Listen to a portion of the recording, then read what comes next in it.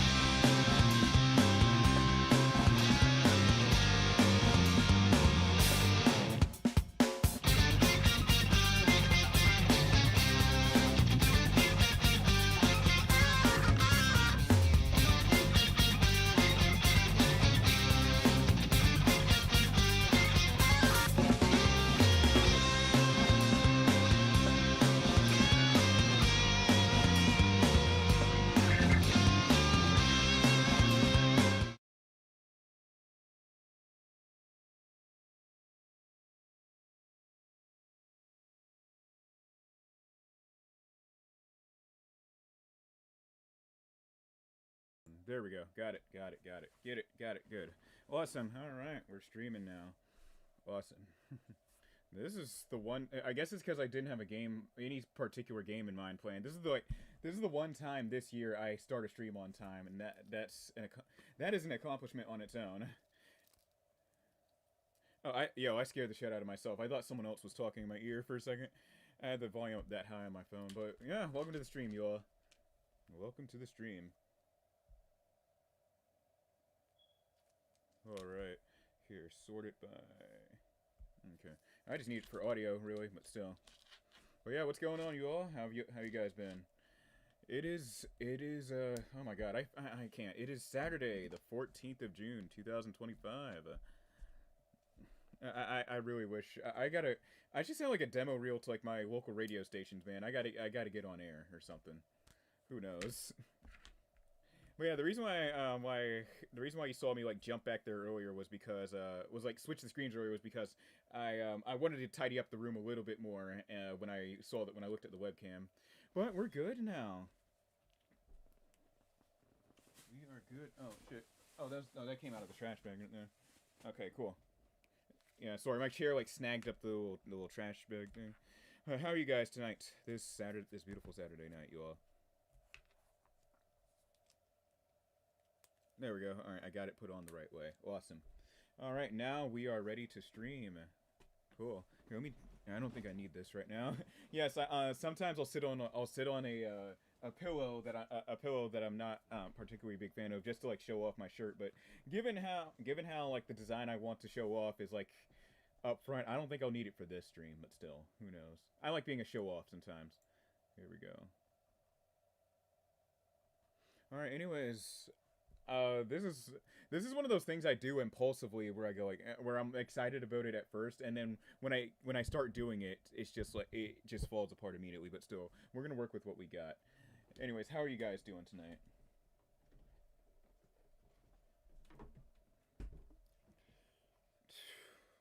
Let me see.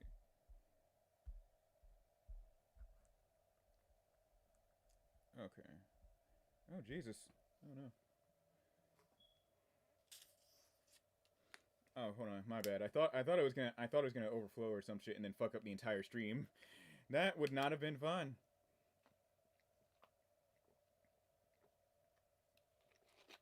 Anyway, all right, but still, there's a lot to go over tonight from the past week and from today as well. I'll get into that later. If you know me like on a more personal level, if you know me in real life, you'll know exactly what I was up to today. But I'll get into that later. Hold on a second. Here, let me just here. Actually, no, it's still. Oh, I'm using data. Oh, I'm using a fuck ton of data too. That's not good. Oh wow. I was using a fuck ton of data just off this stream. Then again, I may be on unlimited, but I'll still feel low key guilty about just using an absurd amount of data. Still, anyways, we're gonna keep it going. Here, let me get my computer. Here, hold on. Let me get my. Which one? Hold on a second.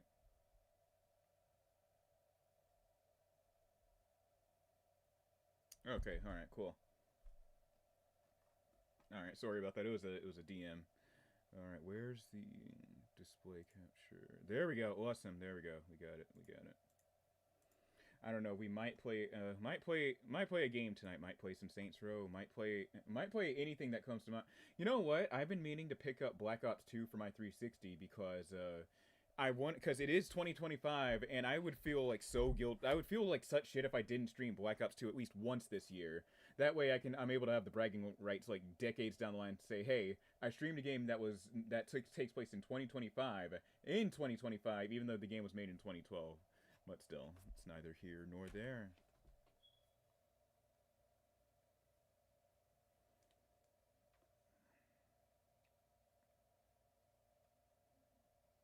Okay, there we go. I do want to try to do more of the Sonic 06 streams.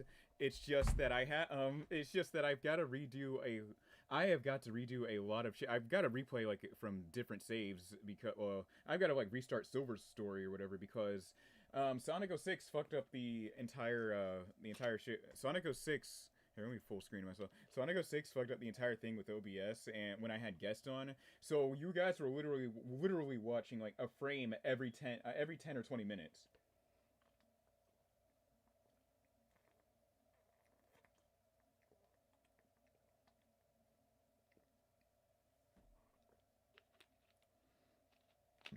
Excuse me, sorry about that.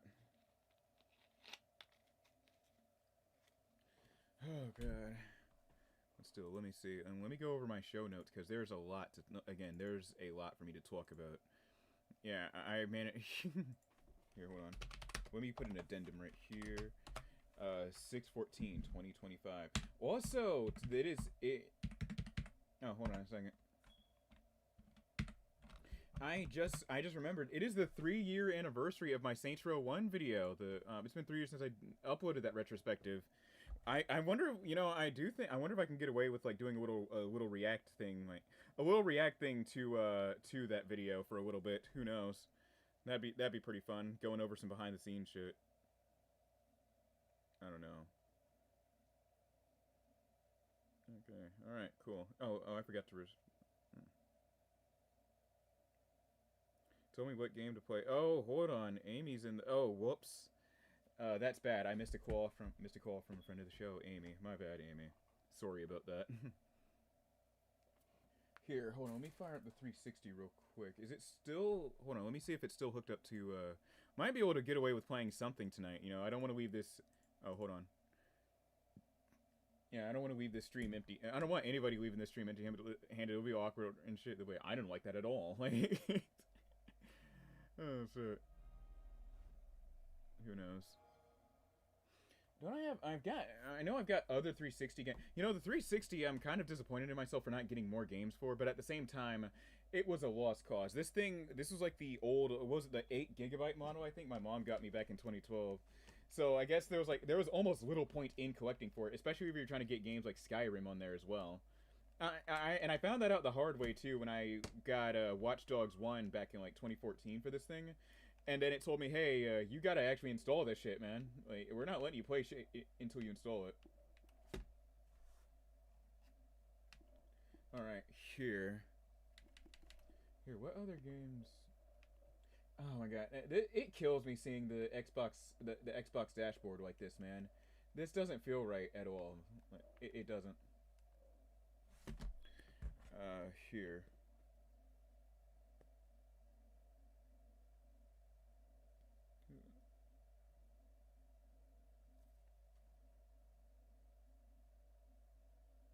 There we go. All right, my bad. Oh, sorry, I forgot to go over the messages. My bad. Sorry about that. I'm getting to that. Retro Roy. I've been great, Retro Roy. I'm just chilling right now. Am I a fan of classic Doom? I've only played it. I've only played like Doom, like the first ever Doom, like once on my mom's crappy laptop back when I was a teenager. It was fun for the most part. That's all I remember it being. You said Doom 2, Doom and Doom 2, TNT, Plutonia. The closest thing to Plutonia I play is like the Black Ops 3. The Black Ops 2 mod, where it like protects you, where that shit protects you from like people remotely hacking into your computer. Here, I can. Matter of fact, I have it right there. It is. Yeah, Black Ops 2. All right, I am not going to touch that because that's going to crash the stream. Cool. All right.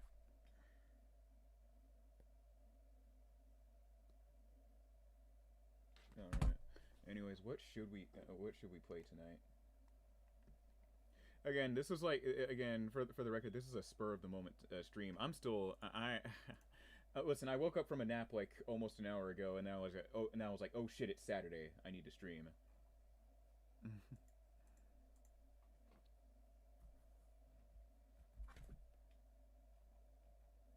Okay, cool. Sorry, I was just waiting on a message from a friend of mine. All right, let me go to my little 360 file real quick.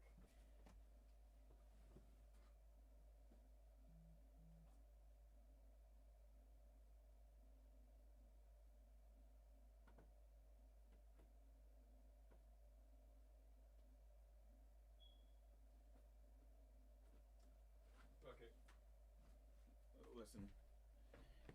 All right, listen. I'm all right. So, I'm in kind of an impulsive mood tonight. So here, Saints Row 2 kind of fits the bill right now. That's what I'm feeling. So let's put that right there. Here, hold on. Let me fix something Let me fix something on stream real quick. Hold on.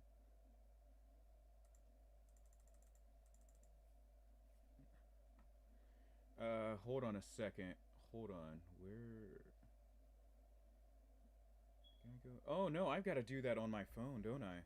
Oh, that's fucked. Okay, cool. Not cool. Here, hold on. I'm editing. Here, I'm editing something within the description real quick. Oh, you gotta go. You gotta go into the YouTube studio for that. I don't like the thumbnail that they just used just now. It was me taking a swig of the tea I had. I don't like. I don't like when it does shit like that. Here, hold on. Or do I need to? Oh, I've got to go on the browser. Oh my god. Here, hold on. We are off to a really really bad start. Hold on. Let's go to studio. Let me turn off the 360 real quick.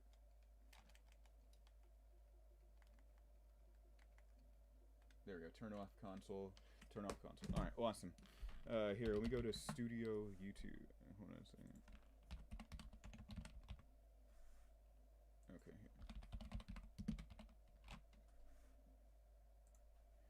YouTube Studio. There we go. All right, I'm just quickly fixing something up right now. I don't like that blue on me.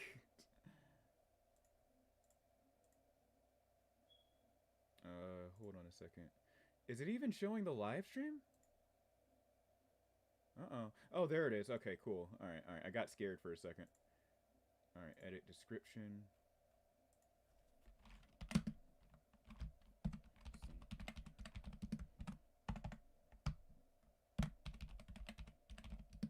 There we go. Cool. All right, save the game. I said save the game. All right. All right, there we go. We're good now. All right. So let's play Saints Row 2. All right. Oh shit.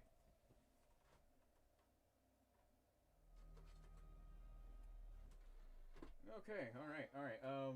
I did not realize how far back the disc tray was pushed. Oh shit. Uh oh. Hold on a second. Is that? Did I do it? Hold on a second. Yo, hold on a second. I think I might have. Oh shit. All right, I was trying to push the disc tray back. I think I might have marked the disc with the laser by accident because I can see like a little. I can see like just a little like. Hold on, let me show it. Oh geez, here. Where is it at? There we go. It's right here. Ah, gee. Oh, the camera's trying to focus and everything, but still, I swear to God, there's like a little laser. There's a little laser thing now on that part of the disc.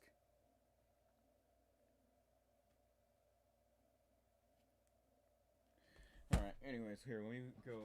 Let me go and get the disc for this one.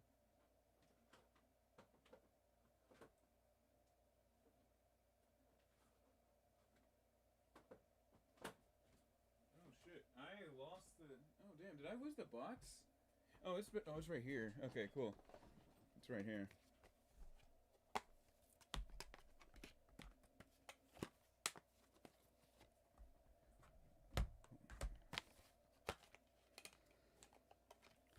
Okay, there we go.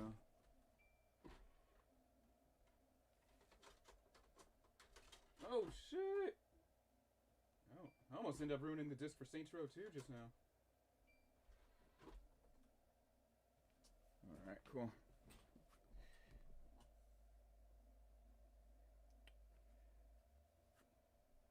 Oh, and it fucked up the cam.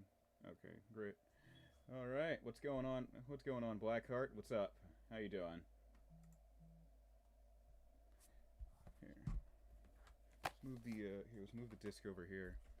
All right.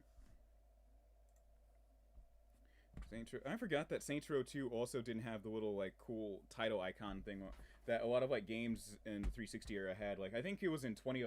I think if the game was made in, like in 2010 or 2011, or past that, it would have like it would take up that entire square, the little icon, the little rectangle thing. I forgot that Saints Row never. I think some games updated that too. What's going on? I'm just chilling right now, about to play some Saints Row 2. All right, sound. All right, the sounds are good. I mean, the sound options are good right now. Well, yeah. Welcome to the stream, Blackheart. This is gonna be, like I said, it's gonna be kind of a whatever type of stream. Oh yeah, I'm ready to eat a copyright claim right here. Hold on. As a matter of fact, I'm so ready that I'm gonna switch over to the full webcam, so that you got. Oh wait, is it still bleeding over into the? All right, good. It's not. All right. Oh yeah, there we go. All right, I had to switch over to the full webcam for that one.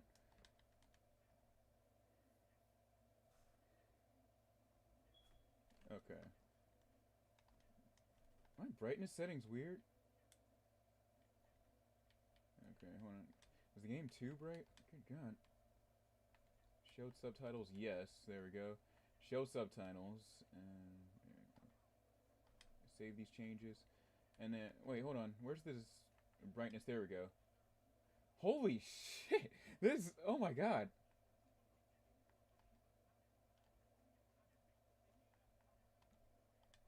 Why was it at 93? Holy shit! You guys should have seen it.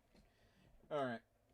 Accept, and then audio. What we've got to cut off the music, sadly. All right. All right, we're ready. All right, we're ready to play some. We're ready to play some Saints Row 2. I know I was gonna save like I was gonna save it for like later. I've watched the Saints Row retrospectives like 40 times each. Yeah, good God.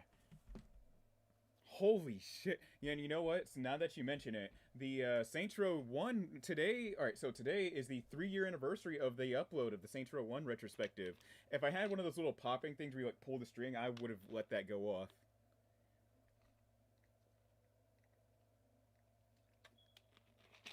But I really appreciate it, though. For real, really appreciate the support. All right, we're going on. No, I'm not playing. I played this game on hard mode, and the final mission with the Sons of Samdi is not for the weak on hard. Hey, wait a minute. Oh shit. Wait, we don't have. Wait, does the? Oh, hold on a second. Oh wait, video capture is right here. Cool. Oh yeah, there we go. Yeah, the 360 just made a noise. Gonna have to celebrate by throwing that one on. Yeah, that's in the books right now. I'm gonna play a little bit of Saints Row, then I can react and like give you guys some behind the scenes like perspective or whatever on the Saints Row one on my Saints Row 1 retrospective. I should have downloaded the video to my computer's SSD and then like so I could watch it with you guys because now I'm using extra data to watch that shit in the background while I'm at work. Sometimes I throw my own. It sounds weird. I throw my own videos on whenever I'm just like whenever I'm like working at work or just like doing laundry or something. Just trying to think of like what are some stuff to write. What's going on? Fallen Shadow, my uncle right here. How's the family? My wife's cheating on me with an altar exec. What's going on? But yeah, we'll throw that on later. Let's do that. Let's do that after a few missions. That's gonna be fun. Dead woman, she sure releases a lot of records. No shit. God, that was a hell of a year. Alderman Hughes, Mayor Winslow, All right. Aisha, Chief Monroe. All murdered by that asshole who's been sitting in intensive care on taxpayers' money. Okay, hold on a second. Lord knows why. Anyone call the chief? Couldn't get through. The press has been Oh, bombing well, it the looks like the phone break. calls. Oh, damn, there he is, Carlos. I forgot that was today. You should pay more attention. Fuck off. How's the patient? Seeing as they're still breathing after being caught in a massive explosion. Seeing as they're still breathing after being caught in a massive explosion, I'd say pretty good. Put him over there. Yo, what's going on, Sonic? What's up, man? Not yet. There's some subtle storytelling. Aisha's record in the Ultor exec. Oh, man. All right, so you know what? We're gonna switch it up. We're literally gonna switch it up. So we're gonna play. So we're gonna switch it up this time and play as a chick. There we go. All right. All right, African American. Let me change. I am definitely changing up the hair real quick. I know there was one hair called the. There's one hairstyle. It's called the conservative, and that is, and it looks like I'm no joke. It looks like every like female not Fox News host. I'm gonna try to find it real quick. Hold on a second. When are we playing COD again? We will, man. That we will. Like I said, I've been super busy with work and stuff. Oh man. No, do not exit. Here.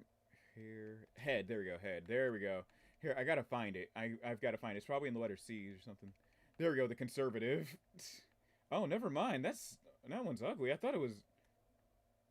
Oh Jesus. But doesn't she look like every Fox News host right here with this hairstyle? I don't know. Oh, hold on a second. Feather. Why does she look like a creative skater off of Tony Hawk? Alright, let's see. No, I'm not a big fan of that hairstyle.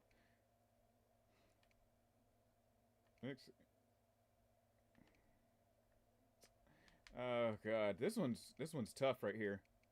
Cause it's not too many times that I find myself playing as a chick in Saints Row 2.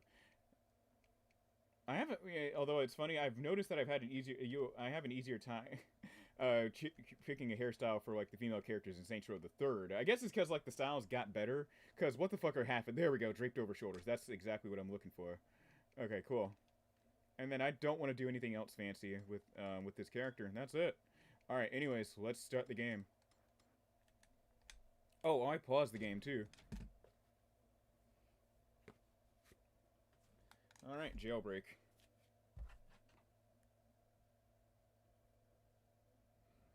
Yes. That looks like it healed nicely. Okay, cool. Be careful, doctor. The patient's dangerous. You got anything you want to say to the judge, you better start Yes. thinking of it now. You're Man. wasting your time. Let's get a hold of Troy. Hey, is it really you? Man, I know you. I remember. My brother was in the States and he told me all about you. I remember playing. So I played this game. So I first played this game in 2009 at a friend's house. I remember starting up a new save, trying to figure out how did the events of this game even happen. And then I got lost running around the prison like a jackass. I was like, you know what? Let me load up my friend's save file so I can cause more chaos around Stillwater. This shit's ridiculous. And then I got the game in 2012 when my dad and I went to the Pentagon City Mall, and and now you guys have the Saints Row 1, 2, and 3 retrospectives. You guys have my dad to thank right here. Thank my dad. Sure you do. He's the one that set me up with Saints Row 2. Matter of fact, also thank that girl living in my neighborhood at the time. Thank the girl in my neighborhood that stole my copy of Saints Row the Third in exchange for Saints Row 1. You can thank her for the Saints Row 1 retrospective as well. As for Saints Row the Third, you can thank Oh geez, who got me that for Christmas that year? That's right. You can thank my sister's ex-boyfriend at the time. So yeah, lots of people to thank for letting these retrospectives get off the ground. All right, let's get out of here. It's like some butterfly effect type shit where like imagine being a parent. Dude, could you imagine being a parent in like the 90s or whatever, getting your kid a Pokemon game, right? Getting your kid like Pokemon Red or something, not knowing that they're gonna start a YouTube channel with like millions upon millions of subscribers. All right, there we go. Melee combat. Tell you, man, melee in this game, like, dude, there was nowhere else to go but up in terms of melee once Saints Row the Third was in the books. They really Saints Row the Third's melee was just terrible. All right, we can sneak out the front. Skip the tutorial. I know how to play this game. I played this game far too many times to count. There we go. I will say that this prison is running on prayer right now, because how the hell there's little to no security around here. How are these two jackasses allowed to beat up more than half the staff around, beat up and kill more than half the staff around here, steal a boat and then make it shoreside, and then just like allowed to run around the city of Stillwater like it's nothing. Oh shit, here they come. There we go. Hold on, is the audio are the audio levels good? Okay, cool. I can hear the game. All right. God damn. Damn, he's looking like a Looney Tunes character. This is what I love about the Ragdoll and Saints Row, where like they just look. The motherfucker looks like a cartoon when he got flipped over like that shit. No pistol should ever do that to you. Alright, it's right here. Oh yeah, and one thing about the cops in this game is that it is very, very rare to get busted now. So in Saints Row 1, if a cop ever gun butted you with their pistol, that was an instant game over. You would get busted. Oh, am I taking the alternate route? Hold on a second. Oh, nice. I got all that shit real. So every time I replay this game, I discover something new. I did not know you could charge in here and get to the. Wow, they had a little armory in there.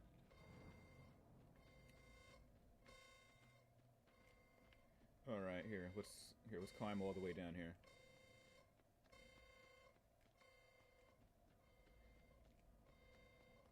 Oh, okay. All right. There we go.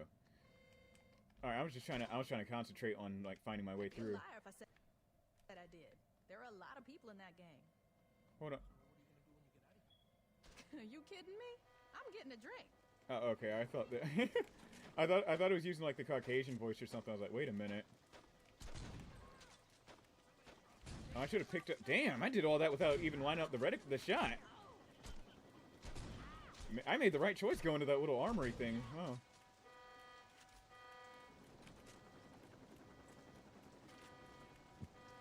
Oh, am I going? Oh, I'm going the wrong.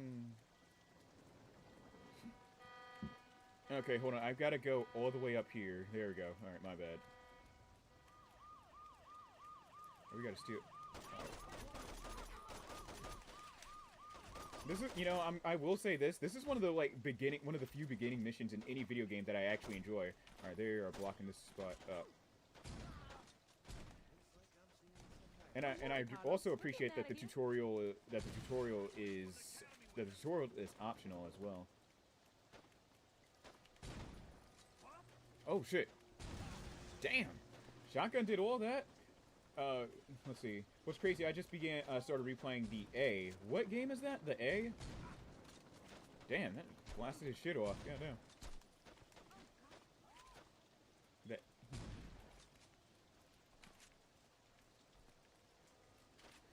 Maybe I should have taken that police car, because now... We're not out of here yet. The Black Ops 2... Yo, by the way, guess what? I am so glad you mentioned that, Uncle. So, this year, I don't know when, I'm going to be doing like a Black Ops 2 stream series, because it's 2025. I want to play a game that takes place in 2025, even though it was made in 2012, if that makes sense.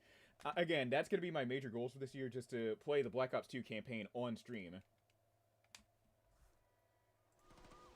All right. But yeah, oh yeah, by the way, yesterday, all right, so yesterday was June 13th, 2025, right? The Karma mission took place that day. Karma was that little vacation spot. I forgot what country it was in. That's my absolute favorite mission in the game. I don't care what anyone says. That's the best mission in Black Ops 2. Shotgun him. Oh, I was trying to hit up the weapons wheel.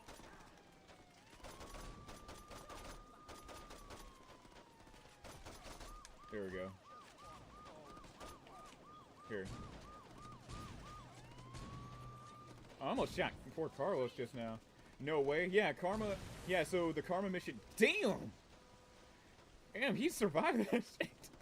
Yeah, Karma took place yesterday. And looking back, I'm not gonna lie to you. The Karma chick was pretty cute. I don't care what anyone says. She's my kind of. She's got my kind of style. I don't care. The Karma chick was cute.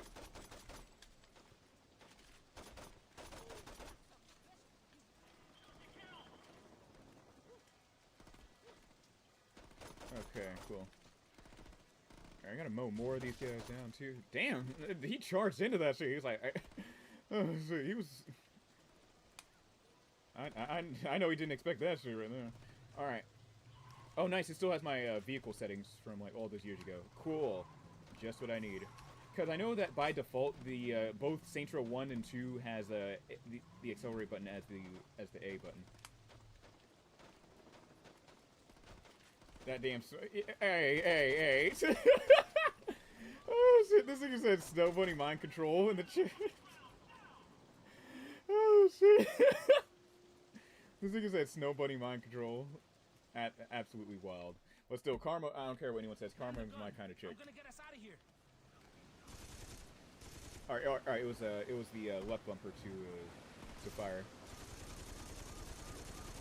Now, listen, if I was the chief of the police in this game, every single sworn officer is getting fired. How did y'all let this happen, man? Y'all like, bro, the chick's using the same gun that Makarov used when he terrorized that airport, dog.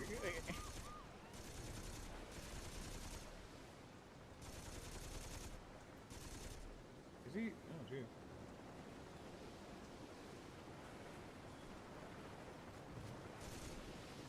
Are there any more? Okay, all right. I don't know if it was the brightness or anything. There were no other enemies swarming us. Don't you know how to use that thing? And look, Carlos is bitching ass. Don't you know how to use that thing, boy? If you don't. Reload. Now listen. All right. Now listen. Now, Uncle, you would have been. Is the word vindicated? Oh Jesus! Here, let me phone a friend real quick. You guys seen Who Wants to Be a Millionaire? Vindicated. I think.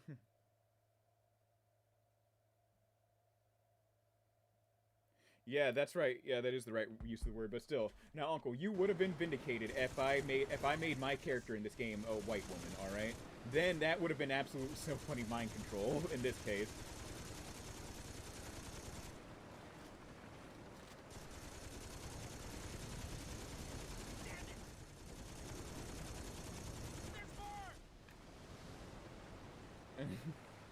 Are we getting any closer to shore?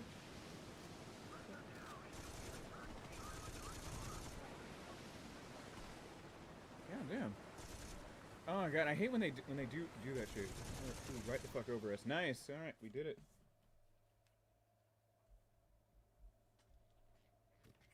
All right, cool. That's the road? That's the road now. It's been gentrified to hell and back. When Ulter got involved. The clothing company? After Hughes was killed in that bombing of yours, Ulter picked up the pieces. Now they're everywhere. On TV, on billboards, in stores. Hell, if you ever forget who Ulter is, just look towards Saints Row and you'll see that fucking eyesore. Yeah, here we are. But still, again, like, this was done in 2 years. Like, all of the improvements to Stillwater and the new districts and everything, this was done in 2 years' time. Because Volition knew they had, oh my god, I almost forgot the expression. Oh my god. Look, I know you didn't ask for it, But anyways, Volition knew they had something, okay? the cops are looking for you and a lot's changed. I say you just go buy a beer and soak up as much information as you can. Thanks, Carlos. Anytime. Hold on a second.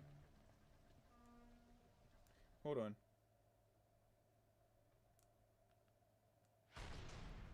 Okay, my bad, my bad. I thought there... Is there an echo going on? Okay, cool. Alright, I thought there was some echo going on. Alright. Welcome back to, Alright, cool. We got Alright, we got autosave on. Oh yeah, we got autosave now, which is something that Saints Row 1 definitely needed.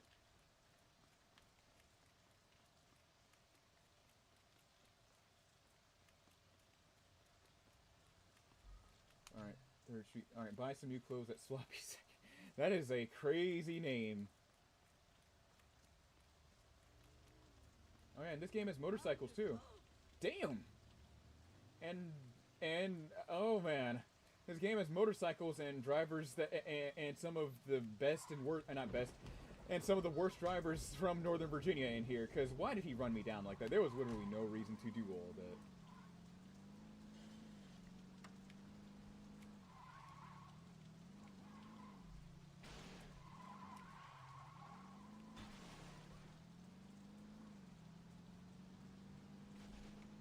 All right, there we go. All right, awesome. Yeah, all right. Cool. Clothing stores. Oh, jeez. It's very rare. It is very rare for me to customize a female character in this game. But wait, do I have? Oh no! Hold on a second. Oh my god, I can't download it anymore. God damn it. Okay, so the all right. So there's this clothing brand that did a collab with this game a long time ago. They're called Uncut. They had some of the best clothing in Saints Row 2. I can't download it anymore because the Microsoft Store is shut down. Okay, all right, cool. All right, what are we working with, man? All right, cool. That'll really make you stand out. Okay, hold on a second. Football jersey. Okay, here. Undershirts. No. Let's wait. Is that overshirts? No. There we go. Hold on a second. These. Oh man. You know, let's stick with like the basketball jersey for now, man. That's a football jersey. This looks ugly as hell, but we're just gonna have to go with it. Oh, nice. You can put a logo on there. Cool. Oh, damn it. I thought you could put on, like, I thought there was this other baseball logo. Alright, cool. CNA. So, in order to get some information, we're gonna head to in order to get some information about what's been going on here, we're gonna head to our local strip club. That's where we get all of our information, guys. God damn.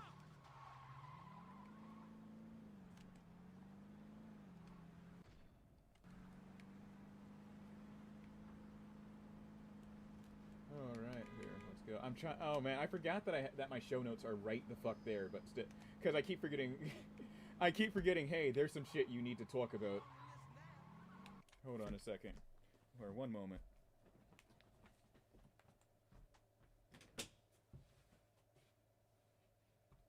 Oh shit.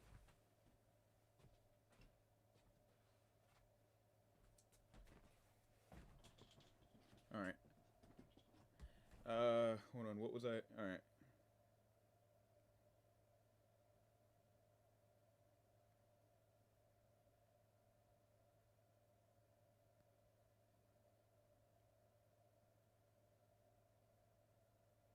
Wait, okay, there we go. Alright, there. Alright, cool. It was just an annoying ass ad. Alright.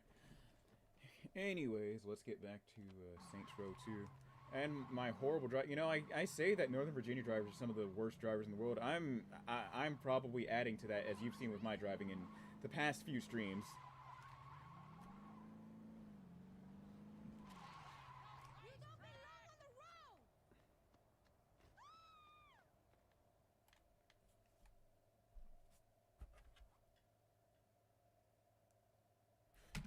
Okay, cool.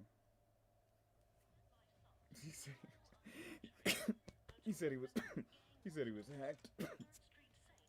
Sorry, my bad. Last year in an assassination attempt against then-decorated police officer Troy Bradshaw. In the resulting trial, Oh Jesus, I should have edited my character's face.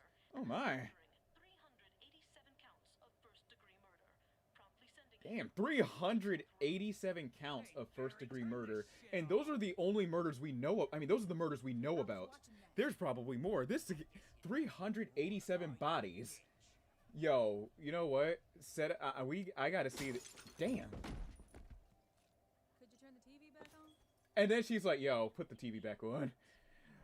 But yo, you know what I'd want to see? Imagine Johnny Gat versus King Von. Who is winning that fight, man? We've got Gat, who has very likely more than 400 bodies on him, and then King Von,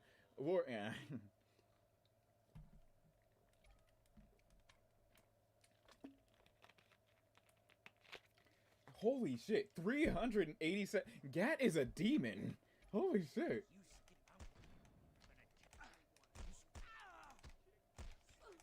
Damn. I keep forgetting that I'm a Yakuza fan and I need to utilize my environment more. Oh, if y'all would let if y'all would, god damn. All right, there we go. Oh shit.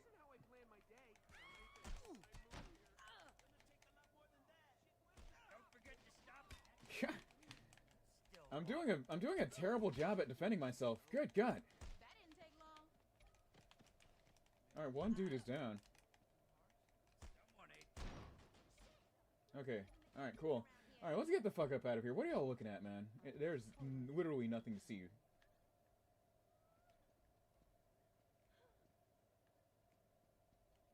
All right, and look, this kid, and you didn't even do shit, by the way. Look at you. Some security you are. Wait, hold on, is she trying to throw hands? Okay, I thought she was. I really thought she was trying to square up. Oh shit, yo. Hold on, do I still have the baton? Yeah, I do.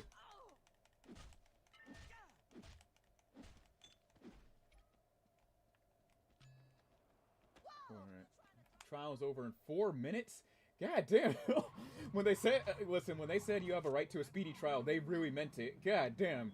4 minutes. Holy shit. I mean, then again, is it really much of a trial when the evidence is overwhelming? This motherfucker, 387 bodies, man. They're like, how do you? I could not be. In the Saints Row universe, I could never ever be a lawyer.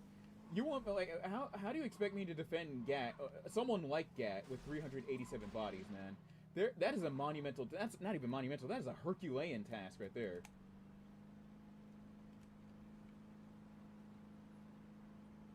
Oh, this piece of shit is so slow. Alright. Okay, there we go. Oh yeah, downtown. I forgot that downtown has also been rebuilt up by Ultor, and that's like, I don't even know if you can call that gentrification either.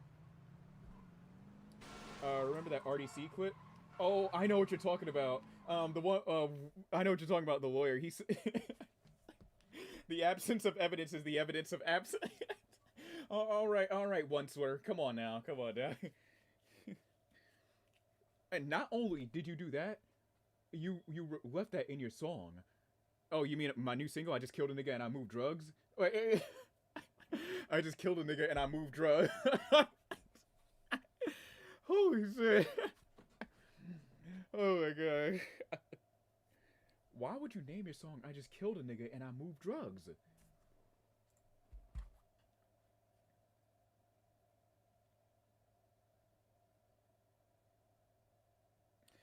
Holy shit, I just I just killed a nigga and I moved drugs. You know what? There's gonna be some rapper out there is probably gonna make a song actually titled that. And that's like soon after they did the shit they did the shit they were rapping about. I remember one rapper in like 2003. He got caught in a traffic stop, and what happened was that they found his lyric sheet with the lyrics about killing someone else and the details and the date and time. it's at that point, at that again, no lawyer. What lawyer can defend that? Oh damn, this courtroom is lit. Hey, what's going on, Pav? What's up?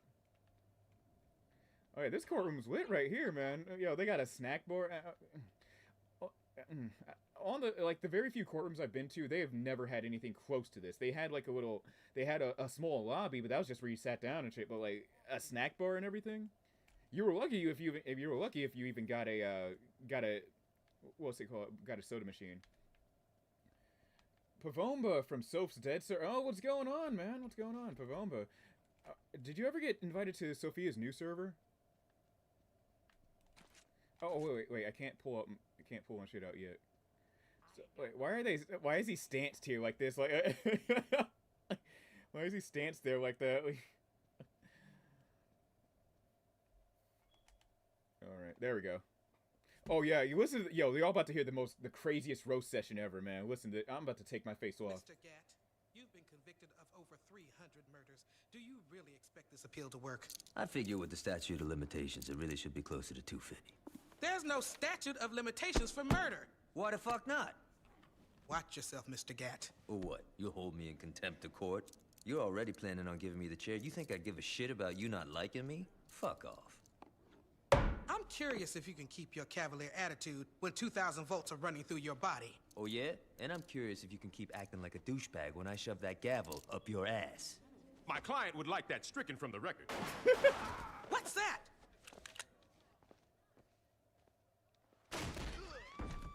All right. That's Gat right there, man.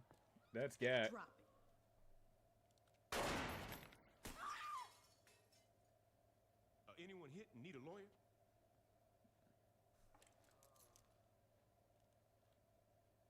Shit. About time your burnt ass woke up. You okay, Johnny? Yeah, aside from almost getting sent to the chair, I'm fucking great. Hey, you look different. You do something with your hair? I'm going to You ready change to up get her outta here? face after this, man. Wait, she did though? Yeah, it's invite. Yeah, the new server is invite only. The new server's invite only. I'll tell her about. Yeah, I'll tell her about you, Pavoma. I got you, man. There we go. All right. Oh, there's that judge. That's right. The judge attacked you from right here.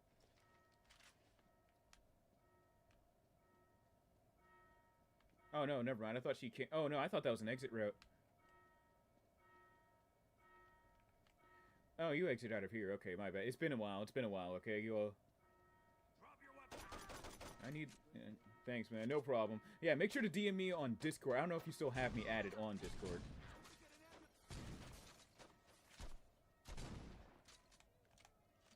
That's right. The judge comes in right here. Your character looks like the default Saints Row 2 male with tits. Yeah, I am changing up. Yeah, I am gonna go. Hold on, let me let Gat get his lick back. Hold on. There we go. Gat got his lick back. That's my boy right there. And I stole her shotgun too. That's what's up. I have to let. Every time I replay this game, I have to let Gat get his lick on that judge, man.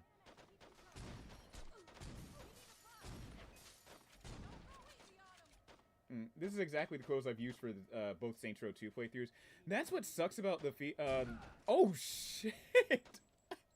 Oh shit! My bad. Oh shit! So that's exactly my biggest issue with what's it called, with Saints Row 2. A lot of the more feminine clothing is not so good. Saints Row the 3rd did a better job with the feminine clothing. Saints Row 2 not so much. Then again, this was their first time ever adding a female character, so I can't knock them for that too much. Oh shit! Oh, I thought that was Gat for a second. Oh, they got SWATs in here. Let me switch up. There we go. Where was that officer dual? That officer was dual wielding. Are you serious? Then again, we've seen that clip of that officer firing his gun because he heard an acorn fall. So I'm not surprised at the state of policing here in Stillwater. Oh shit! I'm getting fucked up. All right, I was trying to reload that one.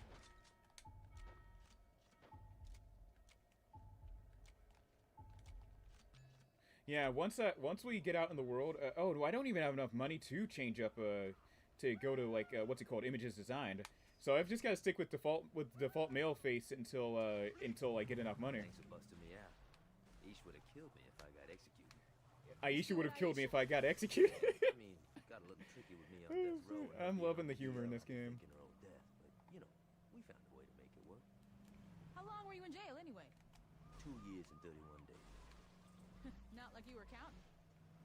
Yeah, right? All right. You know, it's weird. People inside were betting how long I'd last. See, when I was Oh god. Okay. All right. So after like maybe 1 or 2 more missions, we're gonna do. I'll react to. I'll do a little reaction to my Saints Row 1 video. Troy's the chief of police? Yo, you better start getting with the times. Okay. Julius is missing. Ben King wrote an autobiography. Dex is a... Damn. Yo, don't even get me started with Dex. But the real kicker... Oh man, if this were Saints Row 1, this chase would have been a hell of a lot more difficult. The chief of police. And word is, he's become obsessed with finding out what happened on your little boat trip with the alderman. How the fuck did Volition go from this to Saints Row 2022? We will never ever find out. I don't know. Right now, Saints Row is in what I want to believe in copyright limbo. Now that Volition has died off, it's only owned by their the game is pretty much owned by the publisher, and I don't know if they plan on handing the keys to that series to anybody anytime soon, or at least anyone competent.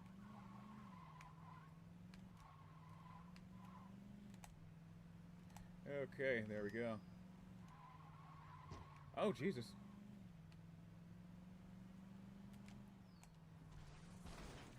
Alright. Oh, you know what? I just realized My Chemical Romance is in this game, too, aren't they? That's right, they put the song Teenagers in this game. I'm not gonna lie to you, I really wish they would have swapped. Oh my god. Come on, go. Go. What I was saying was, I'm not a big fan of the song they chose for My Chemical Romance in this game. I think they could have chosen something better off of the Black Parade.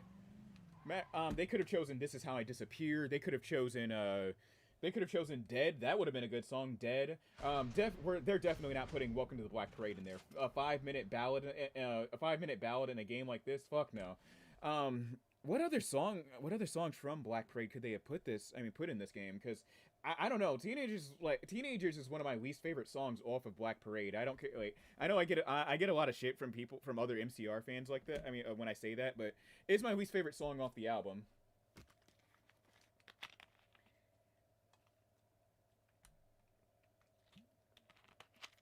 Let me see.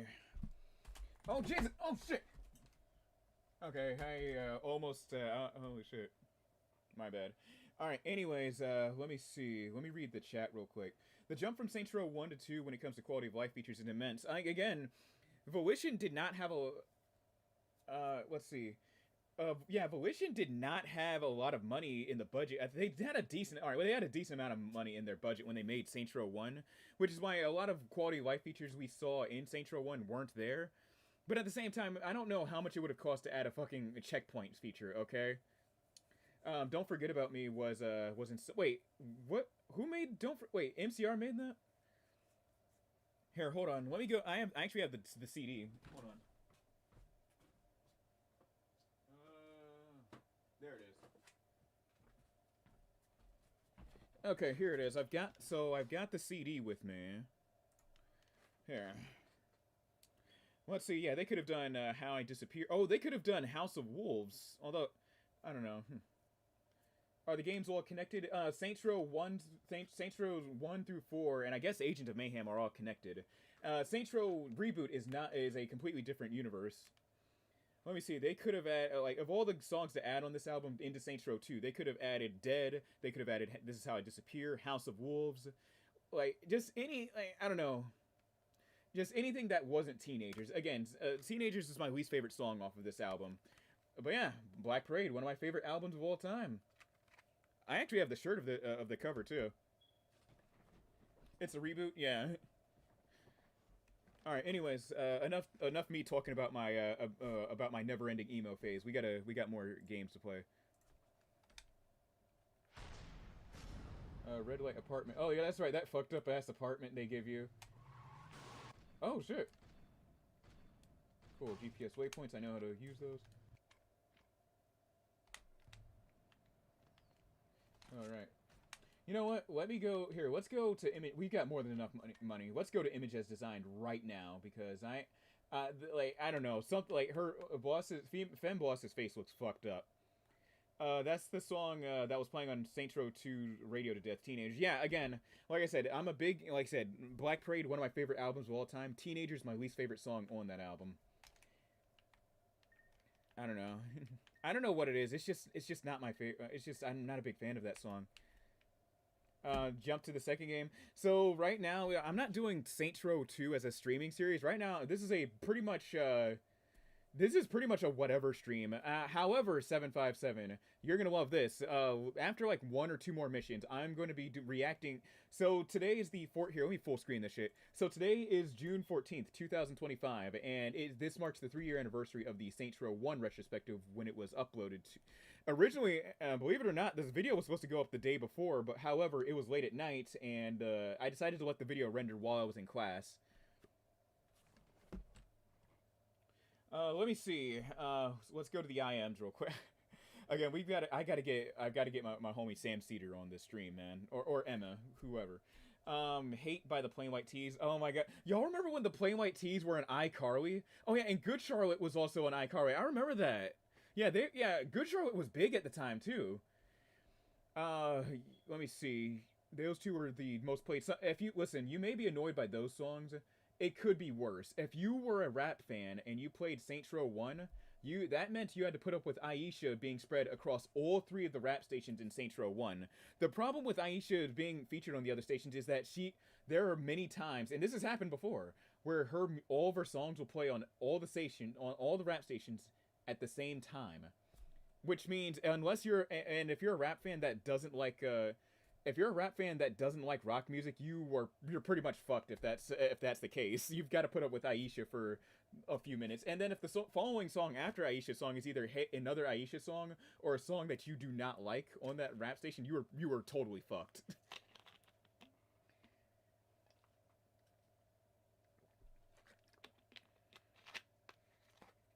All right, let's go back to the IMs real quick. Sugar Ray. Oh, that's right. Who else was it? Oh yeah, Simple Plan made the Scooby-Doo theme for the Scooby-Doo show in the mid-2000s. I remember. K12 is the best radio. I think K12 and Saints Row 2 is like one of the best electronic stations in the series. Because it's also a kind of a time capsule into where electronic music was at the time. Dubstep wasn't mainstream by then, and the only electronic music that was popular at the time was either drum and bass music or electropunk. Although, me personally, I'm more of a big fan of electropunk than drum and bass. Although I do fuck with Pendulum. Pendulum's my favorite drum and bass artist of all time. Yeah, I'll always fuck with Pendulum, man. Let me see. Vlogger House? Wait, what are you talking about? Vlogger House? Alright, here. There we go. Alright. Oh, man. You know what? I just realized. You know what's missing from Saints Row 2 with all these quality of life improvements? We no longer have that one pedestrian line from, we no longer have that pedestrian line from Saints Row 1. I hope hold on, how does it go? I hope the police pick your ass up. Wait. Oh my god, that is forever my favorite pedestrian line in the entire series. I hope the police pick your ass up. It kind of now has a term for itself in modern day. Vlogger House. Are you talking about like are you talking about electropunk? Like well, are you talking about this era of electronic music in the late 2000s?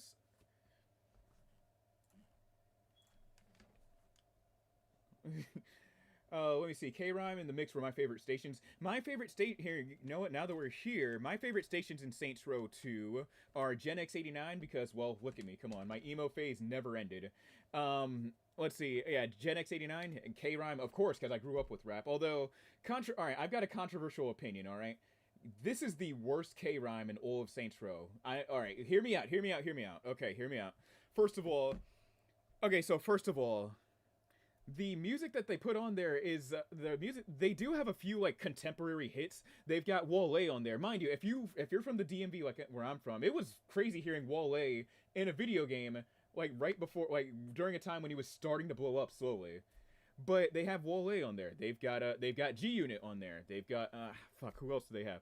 However, for some strange reason, they decided to put in a lot of old school songs on there, and then they put in like the R&B, which meant there was little to no room for any underground rap. I think that if I were to fix the radio station situation in this game, for at least for the rap stations, I would have at least made a dedicated R&B station if there was enough space in the game's files. Of course, you got to remember what these guys are working with a limited dev kit.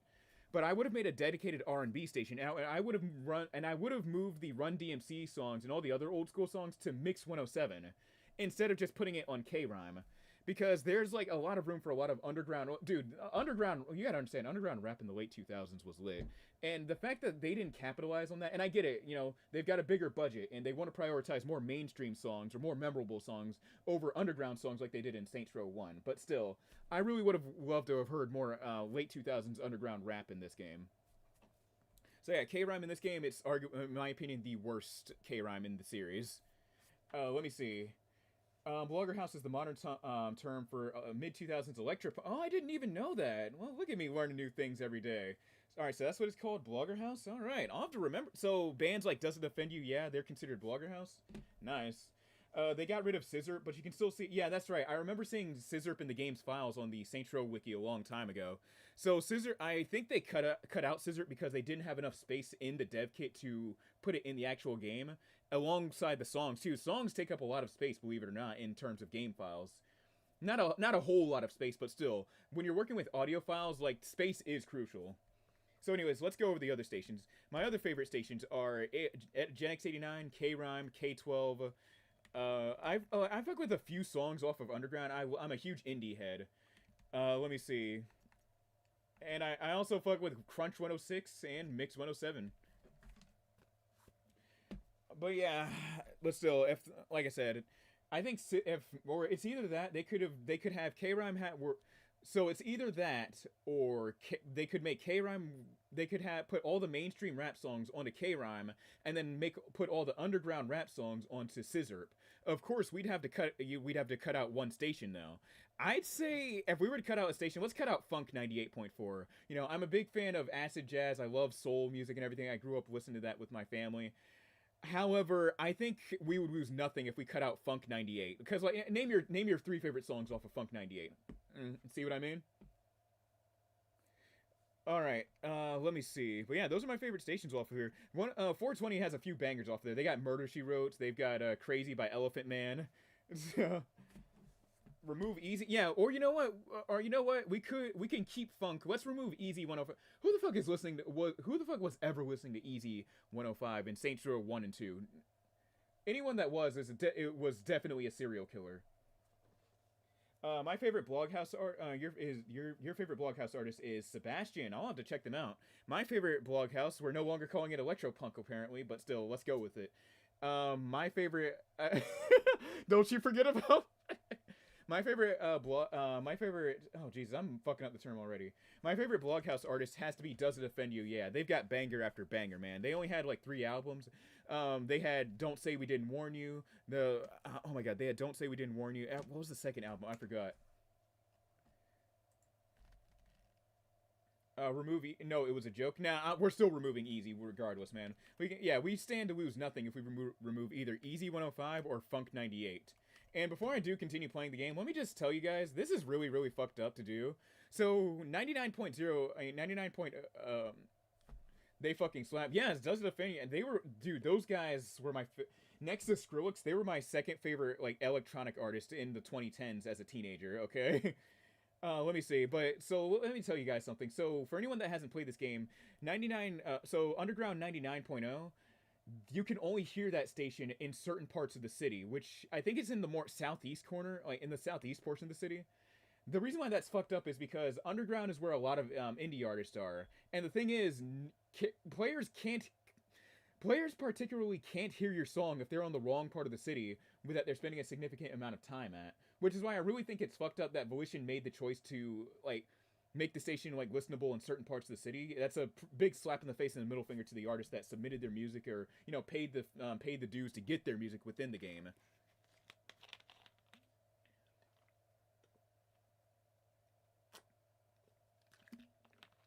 But yeah, Does It Offend You? Yeah, like they. Oh my god, man.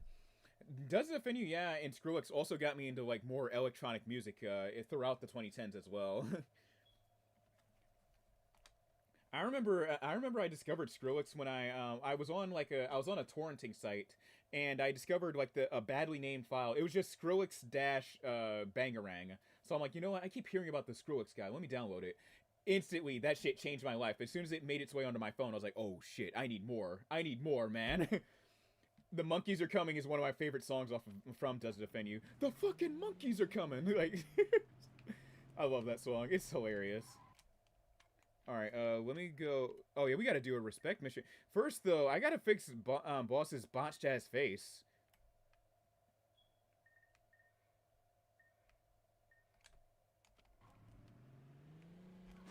Oh, okay, all right. I gotta drive this slow ass sedan. God damn!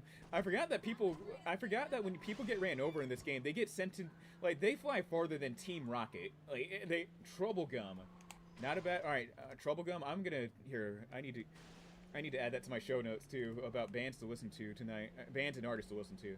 Speaking of my show notes, I need to refer to that more often. There's some stuff that happened these past few weeks that I want to catch up on. All right, so I already let's see. Hold on a second. Let me see. So lately, okay, so Crunch Station does a funny joke. Oh yeah, you like pop music? They play a sample of. Oh yeah, they played a uh-oh. Oh, my camera cut out. Hold on a second. My camera cut out. Whoops. Why am I doing a fucking pog face? Are you serious? Here, my camera just cut out. All right, there we go. All right, I'm back. They did it was the sample of either Everybody Wants to Rule the World or, what was the other? Was it Duran Duran that they sampled? Oh yeah, but I love the Crunch Station. I said, you like pop music? Go fuck yourself. And you know what's funny? I actually made a comment in my Saints Row 2 video saying that I think that Elliot from Elliot in the Morning, he's a radio host in the DC area. He hosts a rock station. Shout out DC 101. But Elliot, I think he's the perfect candidate for Crunch 106 because Elliot's personality, like on-air personality, and the crazy jokes he makes, it is so. Dude, Elliot is a perfect fit for the host of Crunch 106, and it makes me sad that they stopped reaching out to real life radio. Oh, so we got a £2 donation from Laxus the Corgi. Highly suggest you check the term Trash Electro. I got you. Let's do it now. Hold on. Let me make sure not. Hold on, before I show up my oh my god, the fucking camera died again. Hold on a second.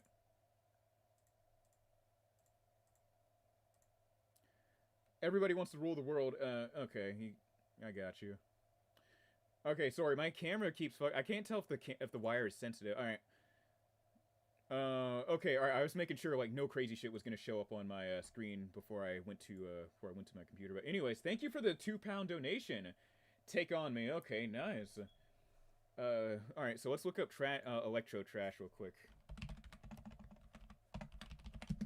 Again, I told you guys, this is not a single. I'm not streaming like the one single game on the stream. This is kind of a whatever stream where I just sit down and talk a bunch of shit and like about what's happening, like whatever's on my mind. Anyways, Trash Electro, or I should have gone into Google. Hold on, because Brave search kind of sucks, low key. Hold on a second. Hold on. I need to take that off. I think there was an address down there I was searching up that I don't want people to see. Hold on a second.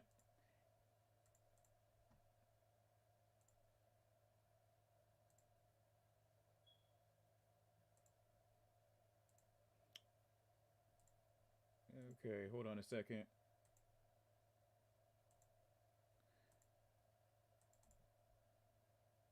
Alright, my bad. Okay, sorry. Alright, anyways, here. There we go. Alright. Let's bring my thing back up. How do I love how I love when I'm operating like OBS, I turn into an old man learning how to use a computer for the first time. All right, let me see. Trash Electro. Here, am I on the thing? Okay, cool. Trash Electro is a subgenre of electronic music that blends elements of electro, industrial, and punk. All right. It's character. Oh, I'm reading. Oh, I don't like reading the AI overview. My bad. There we go. Let's read it from an actual source instead of AI. Anyways, no, fuck it, fuck the domain. Electro trash is a subgenre of electronic music, dance music characterized by aggressive and chaotic sound. It often features distorted and abrasive. Yep, that describes. Does it offend you? Yeah. It features distorted and abrasive sounds, heavy use of samples and loops, and a frenetic pace that's designed to get people moving on the dance floor. Again, that is. Does it offend you? Yeah. Well, it may not be for everyone. It's not for everyone. I remember my mom came in when she heard me listening to "Does It Offend You," and then she's like, "What the fuck?" She didn't say "What the fuck." She's like, "What?" She said, "What the hell are you listening to? This sounds like crazy people music." And like trying to explain it to her, I forgot what I said to her, but I was trying to explain what type of electronic music this was. And then she did the whole she did the thing all parents do when you explain something to them. She just nodded her head and left the room. Like, oh man. All right, so they're recommending some dudes. All right, QG, Designer Drugs. All right, Noisy Freaks, The Fucking Crew, and then Noose or Neus. I don't know. Skrillex did a trash electro song. I'm not surprised. Skrillex covers a lot of subgenres of electronic music. He doesn't do nowadays. I know he doesn't just stick to dubstep, which good for him. I'm glad he doesn't. Like, cause I know like just back to back dubstep would have gotten old real fast. I do wonder what Skrillex is up to now. I know he's like I don't want to say his career's dead. God no, that's a fucked up thing to say. He still has cultural relevance. A playlist. Oh, on Discord? Hold on a second. Did you DM it to me on Twitter? Hold on.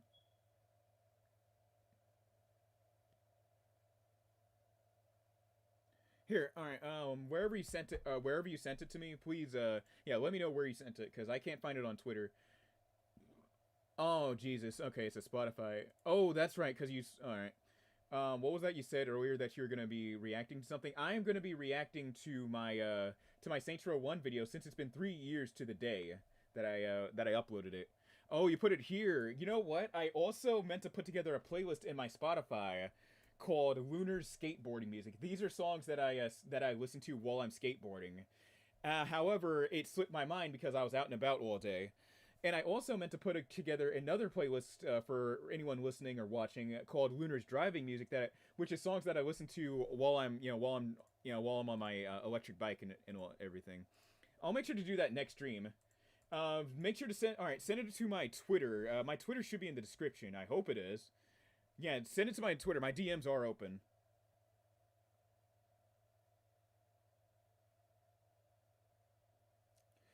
Alright, there we go. My phone's fully charged. Okay, cool. Alright, anyways, we've done enough stalling.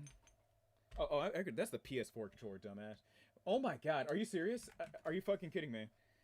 Are you serious now? The camera got unplugged again. Are you serious? Alright, it's back in action. Does Discord work?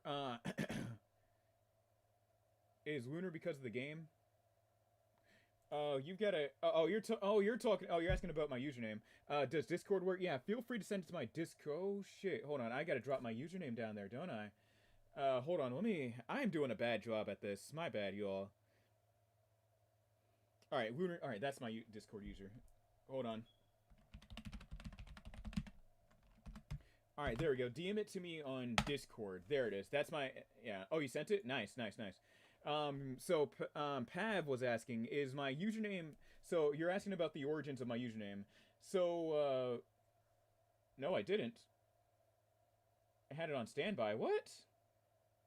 What are you talking about? Here, I'll get to that in a moment. So, you're asking me about my username. So, my username, Lunar Nocturne, comes from... All of it comes from Shin Megami Tensei. Lunar comes from the gameplay... Oh my god, are you fucking kidding me? The camera died in the middle of... Holy shit, dude. How many times... I think my camera's fucked. I don't know. But anyways... Oh, you sent me a friend request? Nice.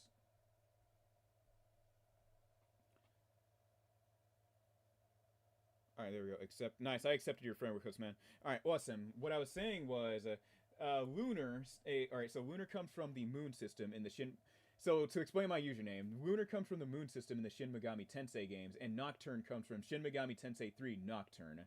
So I put those two words together because it just sounds beautiful and poetic, and plus, I don't know, it just fits me all together. Here, let's add, let's add a third bracelet just for fun. But yeah, that's where Lunar Nocturne comes from. If you see my other alternative usernames online that I use for my social medias, like Digital Nocturne, the digital comes from Digital Devil Saga. And that's because the reason why I use that is because like someone will have already taken Lunar Nocturne. But yeah, that's where it comes from. Lunar Nocturne, my username. Anyways, let's quit. All right, let's quit stalling. All right, we got to do crowd control. Ah, I see. Okay, cool.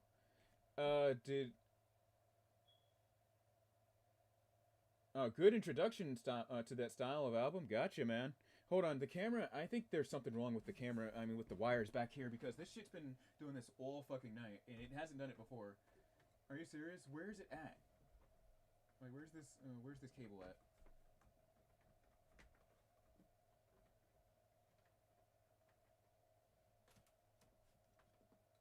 There it is, I found it. Okay, cool.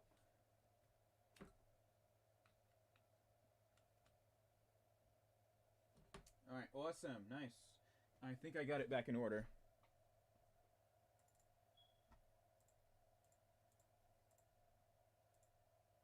Alright, there we go. Alright, if we could go without the camera fucking up for at least a few minutes, I would be grateful. Let's see. Do the activities first and unlock the Uzi, or the special weapons with infinite ammo.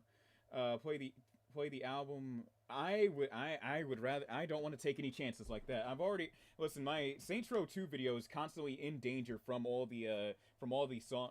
Is my camera? Yeah, it's having a USB port issue. It sounds like. But yeah, my Saints Row 2 video to this very day is already in enough danger as it is from different record companies.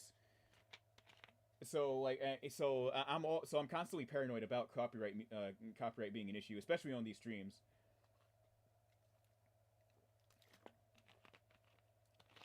No joke. That video, like seriously, that video. Oh my god. Dude, it's been for the past 3 years. That video, I would get email after email saying, "Hey, unless you take this part out, this video is about to get removed." And then that same email, they would be like, "Nah, not same email." And then like weeks later, they'll be like, "Nah, B, you're good. My bad. I was doing too much." And then some other label will be like, "Yo, dude, you need to take that shit down now." Like it's a constant battle where I'm not even fighting. I'm just watching shit play out.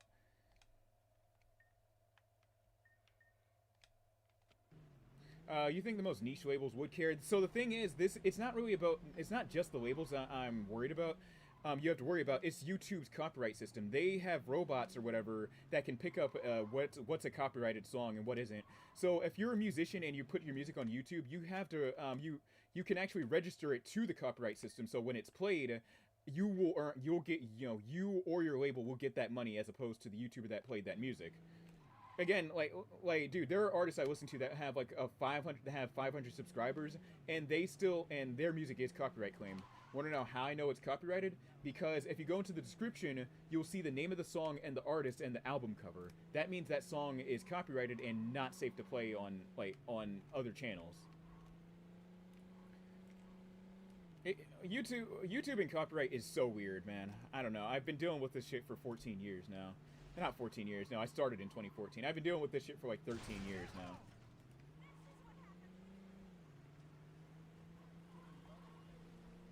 Alright, what is this? Holy shit, another child. Why is it on the same, like a few blocks over?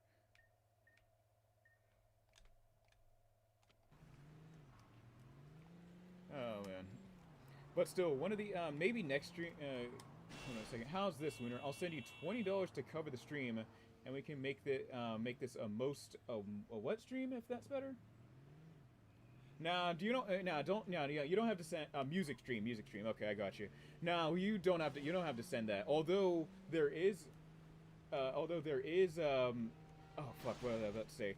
Oh yeah, I do have a stream planned for the near future.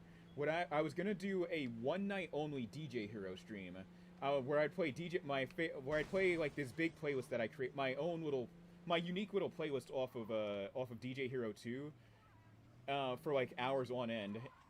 However, it's gonna be that stream is gonna be one night only for a reason, because that playlist has well over 20 songs.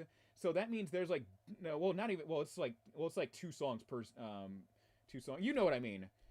Anyways, that playlist has a lot of songs from major labels, and I'm pretty much playing Russian roulette if I made that stream into a streaming series. That's why it's going to be a one night only stream. Or if not one night only, it's probably going to be something I do maybe once or twice a year. Yeah, because a stream like that, you're just playing Russian roulette. Alright, let's do Snatch. For some time now, I found myself listening to songs from Scooby... I'm surprised you're not Okay, still that's just working from YouTube. the trailer, Helmers. For some time now, I found myself listening to songs from Scooby-Doo while playing certain missions of Saints Row. Listen, you're better off listening to those songs while you're playing Persona 4, because that's pretty much all Persona 4 is, the whole Scooby-Doo thing. Who says you can't stream in Discord? Wait, are you talking about... Oh, you're talking about doing like a server stream or something for music, right? Not a bad idea. Oh, wait a minute. For what, a DJ Hero stream on Discord would not be a bad idea. You know what? Let me add that to the notes right now. Hold on a second. Let me add that to my streaming ideas. Hold on a second.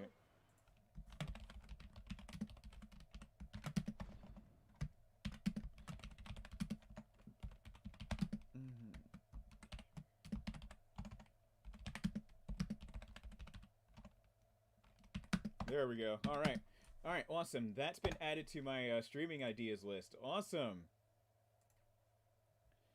We're at Saints Row 2 now. I miss. Oh no. Again, this is a. Oh, sorry, closed down channel. This is a whatever stream. I'm just doing a little stream of This is like a little freeform stream for me to talk to you guys, play some games, or just do whatever. After this mission, I'm probably gonna do the. Oh, hold on a second. Who are you raising your? Hold on, girl. Hold on. Who do you think that? Raising your hand at me like that. But no, this is a little whatever stream, so where I'm just doing whatever I like. So after this mission, I'm gonna set up the video, and we're gonna react to my Saints Row 1 retrospective. We're gonna have to do it off the Internet Archive, because I think if I do it off of YouTube, that's just gonna be too much for my RAM.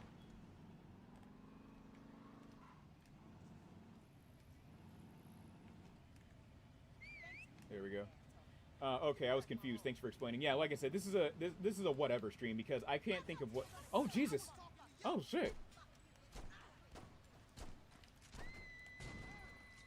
There we go.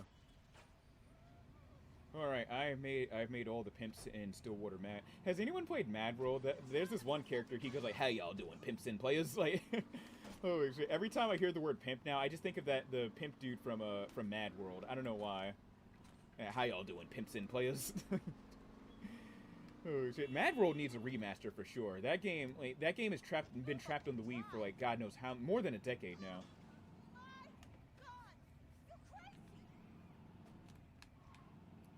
All right. God, I hate driving this car. I'm only driving this one out of necessity. All right, so yeah, you know what? Yeah, we're gonna stream. I'm gonna play the video off of my Internet Archive account, because I can see YouTube causing a lot of problems for the stream itself if I play the video just like straight off of YouTube. Get him! Oh yeah, by the way, all right, so y'all, someone made a comment saying that Johnny Gat should have gone to. Someone made a comment on my Saints Row 1 video saying that Johnny Gat should have gone to Japan so that he could finish off what's left of the Ronin and all the other Yakuza families. There's a big problem with that. Imagine if Johnny Gat ran into either Kazuma Kiryu or Goro Majima.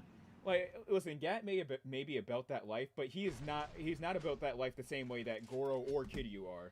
Motherfucker, he lifts a motorcycle over his head. I'm watching Saints Row 2, a YouTuber play through Saints Row 2, and the pimps in this game were intense. Like, why are they that effective at numerous times? Like, dude, Stillwater's pimp game. I don't know what's happening over there. All right, let's exit the game, and autosave is on, I believe, right? Oh yeah, let's go to the crib and like actually save the game.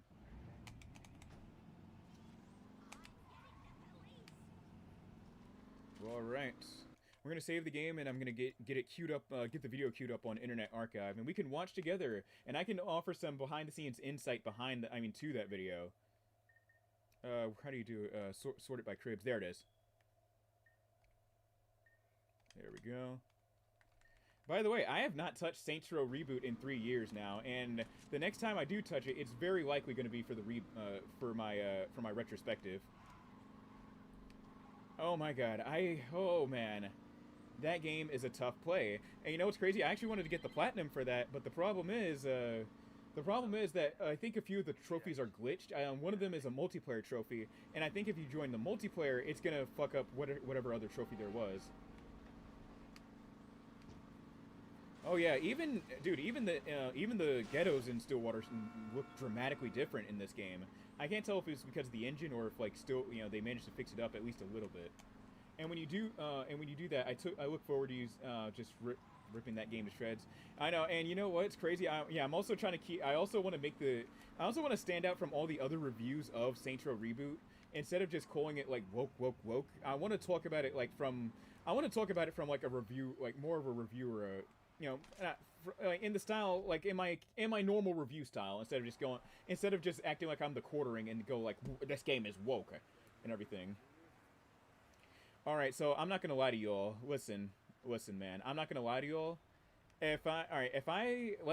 Hypothetically speaking, if I got a crib, this seems like my type of joint, man. Well, once you upgrade this place, of course. But in real life, if I got my own place and it's a studio, I would actually like this. This is my again. Once the upgrades are applied and the place is more cleaned up, this would be the type of place I'd stay in. I mean, come on, man. It's like it's on ground level. For one, it's on ground level, so that means you don't even have to go up and down the stairs. Well, you got to go up these stairs and shit, but still. But yeah, it's on the ground level. It's small. It's spacious. Like I got enough room to like put my look. I can put my TV right here, the little flat screen. I can put the flat screen and everything. And then I could put like I could put my desk, I guess, over here and everything when I stream and all that and edit videos. I don't know. Look at me talking about hypothetical, like my hypothetical house, like I'm playing The Sims. All right. Anyways, let's save the game. Dungeon dwelling. I know, like I said, once the place gets clean, it looks like my kind of spot, man. I've been to people's houses in DC where it's like I've been to people's houses in DC where like in order to get to those houses, it's like on that level. Like you have to walk down. All right, new game. All right, cool. Let's turn off the 360 now, and let's react to my Saints Row 1 retrospective. Oh, this is actually killing me now. The third bracelet. Let me see. I haven't touched Saints Row 22 in a while as well. I haven't even beaten the game. I got to the last mission, but I had to do some side quests before it let me access it, and I was like, nope. And you watched the ending of it on YouTube. I don't blame you. There's similar places in Philly too. Yeah, I've seen apartments or houses like that in Philly where you have to like enter from like you have to walk down into the ground level, like underground, really. Like I said, I'm gonna start looking for like studio apartments like that in DC now. It's probably gonna be expensive as shit, but still. The worst part is that Saints Row 22 is not woke enough. Saints Row 1 and 2 said a lot. Saints Row 22 doesn't feel like it's saying anything, at least in a way. Oh my god, get off the screen. There we go. That is good and not superficial. I don't know like what was happening with Saints Row 22 when it came to like I don't know, man. Saints Row 22 confuses me. Let me cue the video. Here, let's pull it up. Matter of fact, I need to switch my my Bluetooth real quick. Let me turn off Bluetooth on my phone. And then we're gonna switch it up onto the we're gonna switch it to my computer. Hold on, let me go to hold on, can you guys here? Okay, good, you can't see my screen. Okay, I don't need you guys seeing my Wi-Fi name. Alright, where's it at? Bluetooth devices and then connect to Galaxy. There we go. Awesome. All right, we are good. Here, let me test out the. Here, let me make sure the shit works. Yeah. Okay. Oh yeah, and you know what? Before here, hold on. Just be careful in DC, especially in this day and age. DC still. I feel like the whole crime thing is overblown with DC. Now, if this was like the 2000s, then yeah, you'd have every reason in the world to tell me to be careful here in our nation's capital. Do I watch movies much? Yes, I do. If you've seen my, I also need to like make a Google, not Google Note, but what's it called? A Google Drive, like, not a Google Drive. What's it called? Damn it, it's the little Word document in Google. I need to make something like that, but it's a list of my favorite movies, or like a list of all my movies on my Plex server.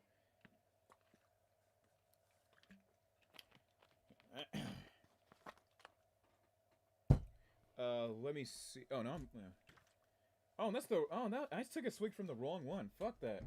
Damn it. I hate how similar they look too.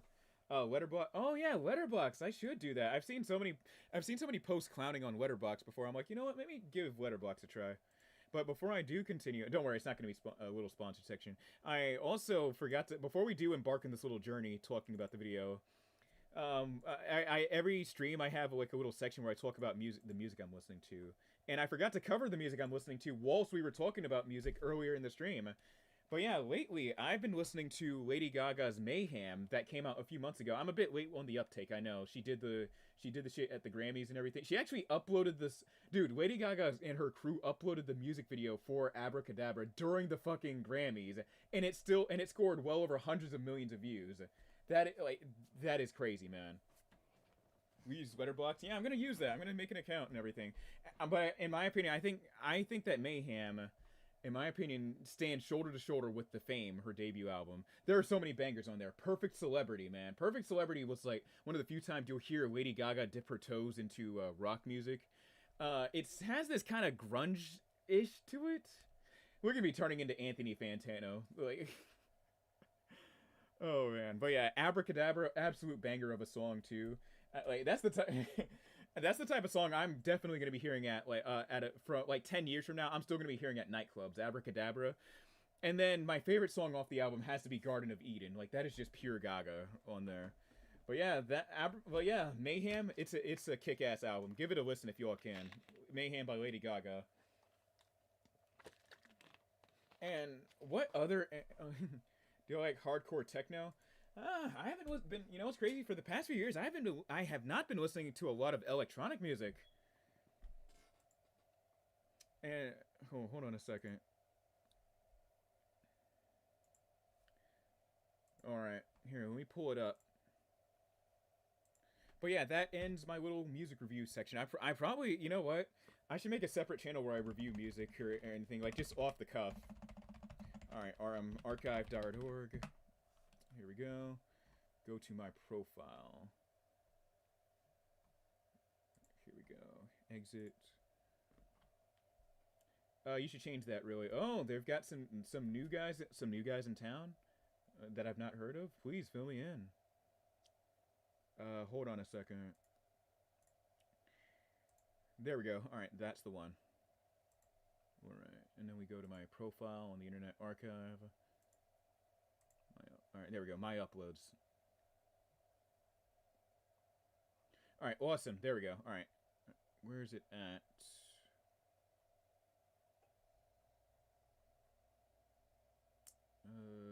Hold on a second. Scroll down a bit more. Is this it? Oh, there we go. This is it. Okay, awesome.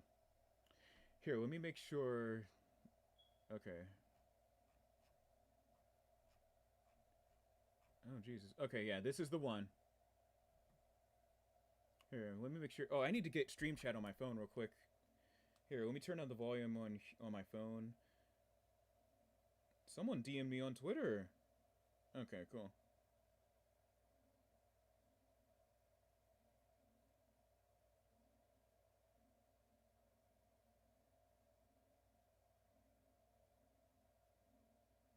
Alright, anyways, where's the Stream Chat? God damn it. Favorite SR1 gang? My favorite is the Vice Kings. The reason why is because they feel the most I feel like they're the most grounded gang in the entire series, man. They feel true to life and everything, from the way they dress to how they operate. That's something that I could see happening. That still does happen in real life. And my kickstand is fucked up. Great. That's the thing I hate about phone kickstands and everything too. Like they get bad over in a short amount of time. All right, are we ready? Hold on, let me make sure audio's good. I don't want to blow up my fucking eardrums. No, don't. Oh my God, don't open Elgato. Please don't open Elgato. Please don't open Elgato. Please don't open Elgato. Fair. I see that. Yeah, they're my favorite in the series. Okay, here, turn that off. There. All right. Let's do this. Let's full screen it too. Oh, you gotta wait a bit. Like a cab and say, all right, here, let me make sure. check ya. Next time you see me say peace and I'll respect ya. Doesn't that sound right to you guys? Okay, here, turn that off. There. Here, hold on. Let's full screen it too. Oh, you gotta wait a bit. Oh my. Oh my, this video is loud as hell. Oh shit. Okay, I really underestimated how loud it was. Here, let's run it back. Like a cab and say check ya. Next time you see me say.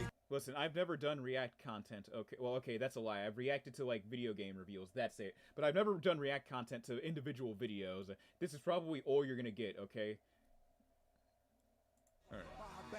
Alright, let me know if the volume's too loud or too low. You see me say peace and I'll respect ya. We always in the spotlight. Get paper. Every night is hot night. We stay tight. We just living our life. We just living This song goes hard, man. Here, hold on. You know what? Let me restart the intro real quick so we can take a moment to appreciate the cinematics that I used when putting together this intro. All right, let's do this. Okay. Here we go. Like a cab and say check ya. Next time you see me say peace and I'll respect ya. Look at that, man. The timing. Come on, y'all. Y'all gotta give me credit for that one. We just living our life. We just living our life. Lights, cameras, don't forget the action. The needle skip, but the turntable Song goes hard, and then heavy on the cash. Same old. By the way, oh yeah, let me tell you guys this. All right, so let's do some behind the scenes trivia. So this song, the song you heard just now, it's called Spotlight by the Wu-Tang Clan.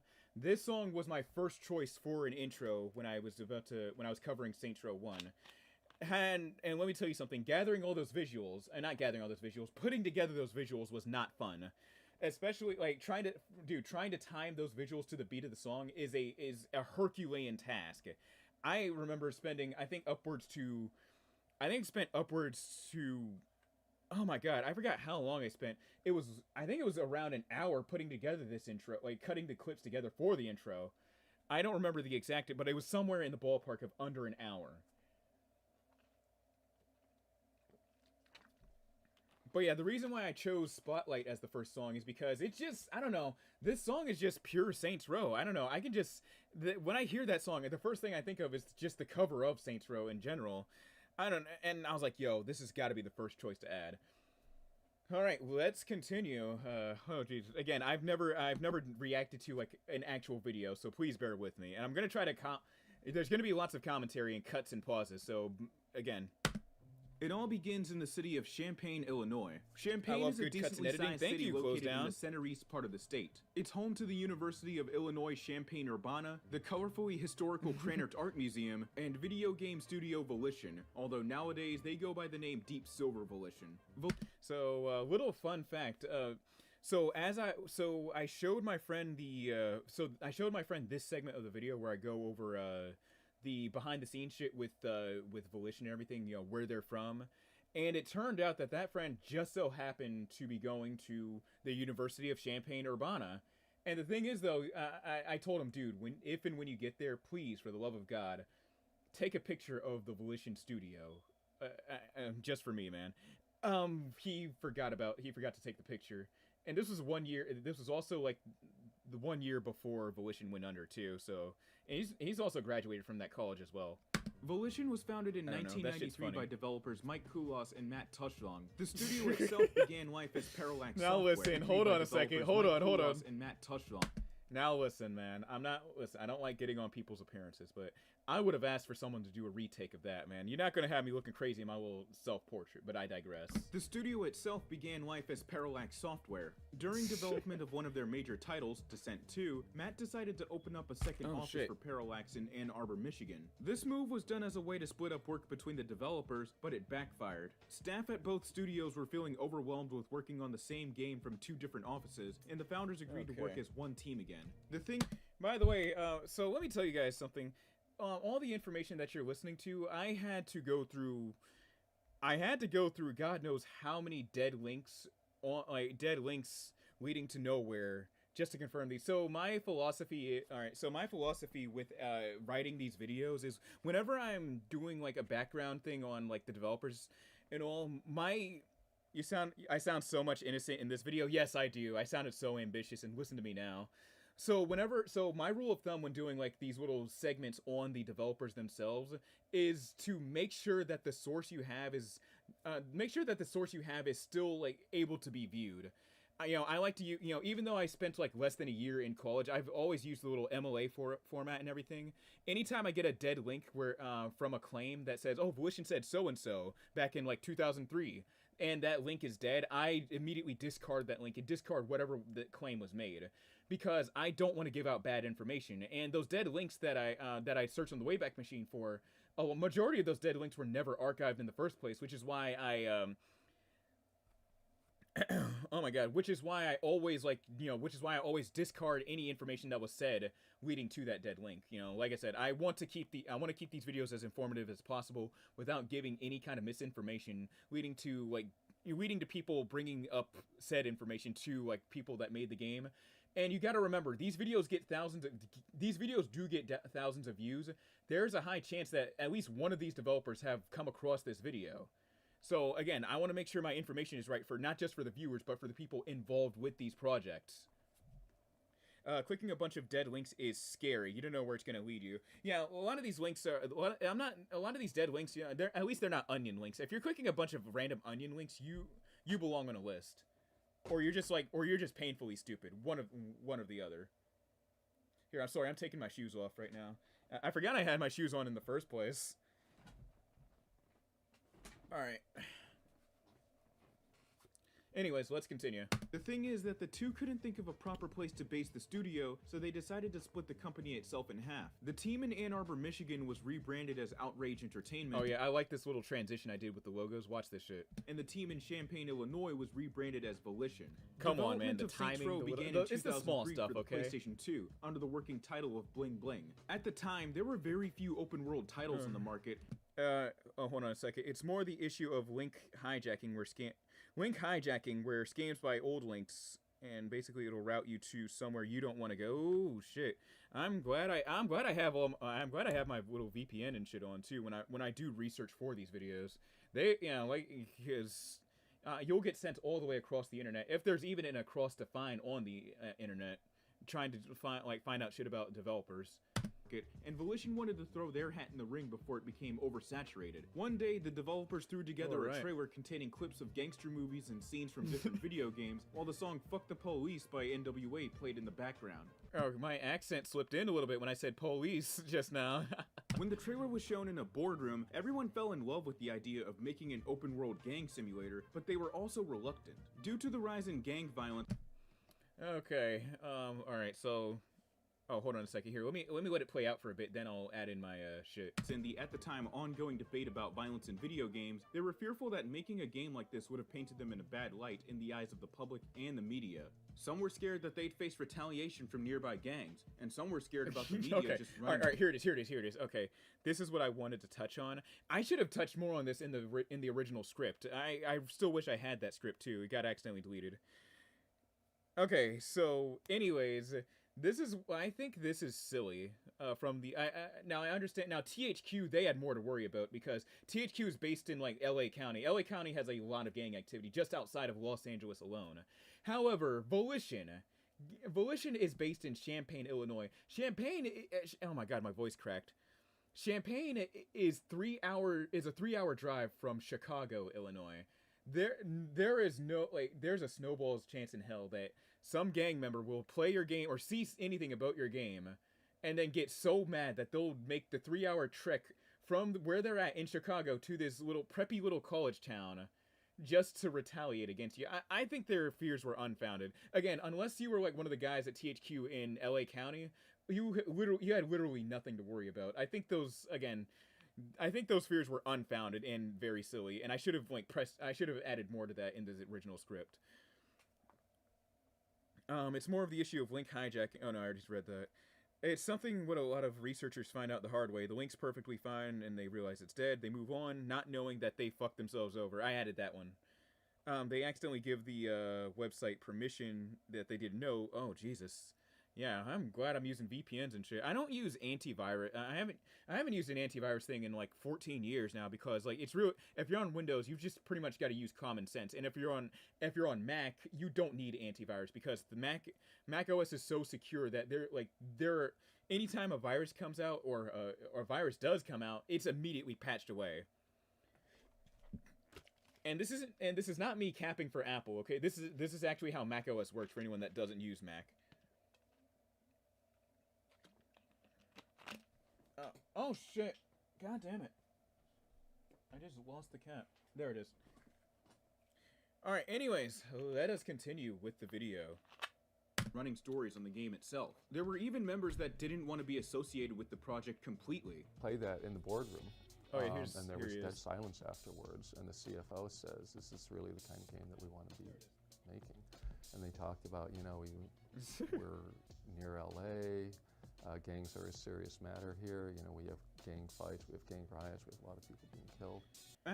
Again, real funny coming from THQ again. They had more to worry about, but still, what was THQ so worried for as well? Yeah, some gang member's gonna march over to THQ headquarters and make some bad shit happen. After some discussions, they decided to go through with the idea altogether, but they established some ground rules. The only two that one of the developers remembered were no children and animals and no killing cops. A rule that would obviously be tossed later on down the line. Midway through development, Volition decided to move their project from the PlayStation 2 to the Xbox 360. However, the move to the 360 frustrated the team. The documentation for the 360 was incomplete, meaning that they didn't know what they could and couldn't do within the limits of Microsoft's new...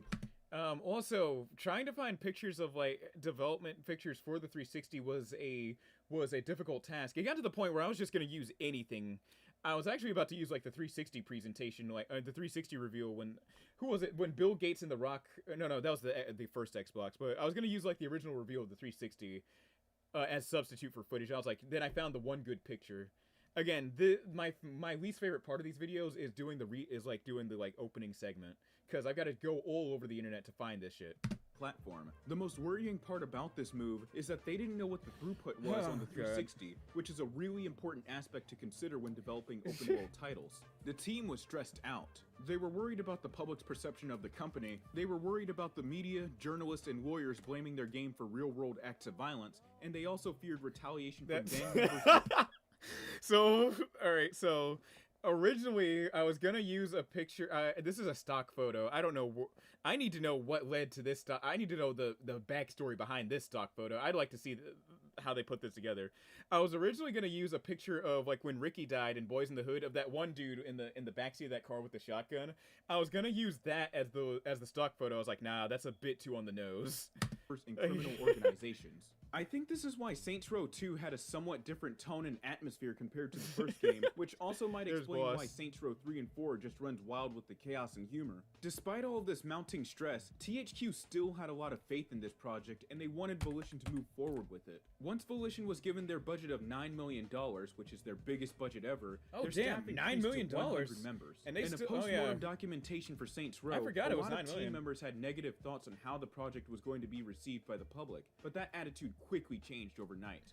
Alright, so this next part... Oh, I was actually expecting an ad break just now. So this next part, I had a lot of fun putting together. It was, so it's from De La Soul, Rock, Cocaine, Flow. Watch how I cut together these clips.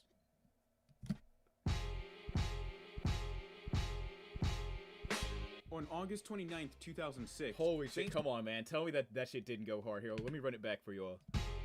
Hold on. But that attitude quickly changed overnight. Let me run it back real quick. That shit went hard. On August 29th, 2006, Saints Row was released in the United States as an exclusive. I wonder, did they keep that little banner? I know that banner probably goes for thousands of dollars now. In Australia, and video game developers always seem to have a distinct look to them. Listen, man, when you take a pic, when you look at the staff behind any game, like it'll be like these people will come from all walks of life. A lot of these dudes will look like Oblivion characters. One thing I love about Saints Row radio station... Oh, Jesus. It's here. One thing I love about Saints Row radios is a lot of games have sound engineers who basically... who basically have a lot of songs licensed to use as a label catalog in any incendiary labels. While Saints Row 1 and 2 was all handpicked out by developers themselves because they honestly enjoyed the music.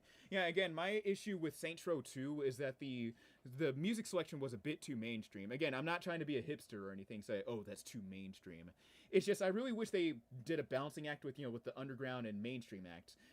For example, they got Paramore's Misery Business less than a year after it came out into the game, which is an accomplishment on its own. By the way, Riot just turned 18 years old this year. That's right. And you know what's crazy? I have that CD. Here, I know I'm going on a tangent again. I know, but here I have that CD too.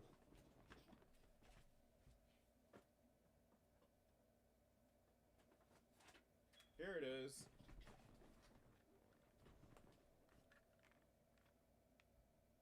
There we go.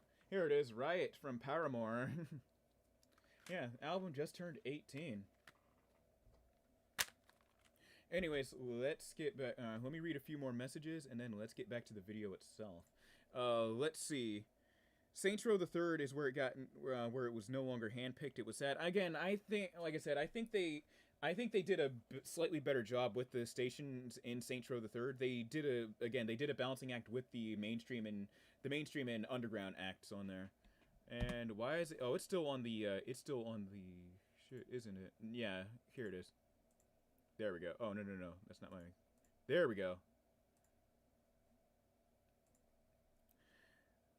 Finally, on the 1st of September, the game was released in Europe. Saints Row blew away critics and audiences. It stood out from all the other sandbox titles at the time because there was more to do than just play story missions and screw around in the open world. There was a deeper level of character customization, side missions had more depth to them, and the story was pretty engaging. Another thing that stood out was how the game didn't gatekeep the rest of the city from the player. It was yours to explore at the start, what I appreciate about this game too. Seamlessly, with no loading screens hampering the experience. The devs put a lot of work into molding the setting for Saints Row. The city of Stillwater itself is based off of Detroit, Michigan.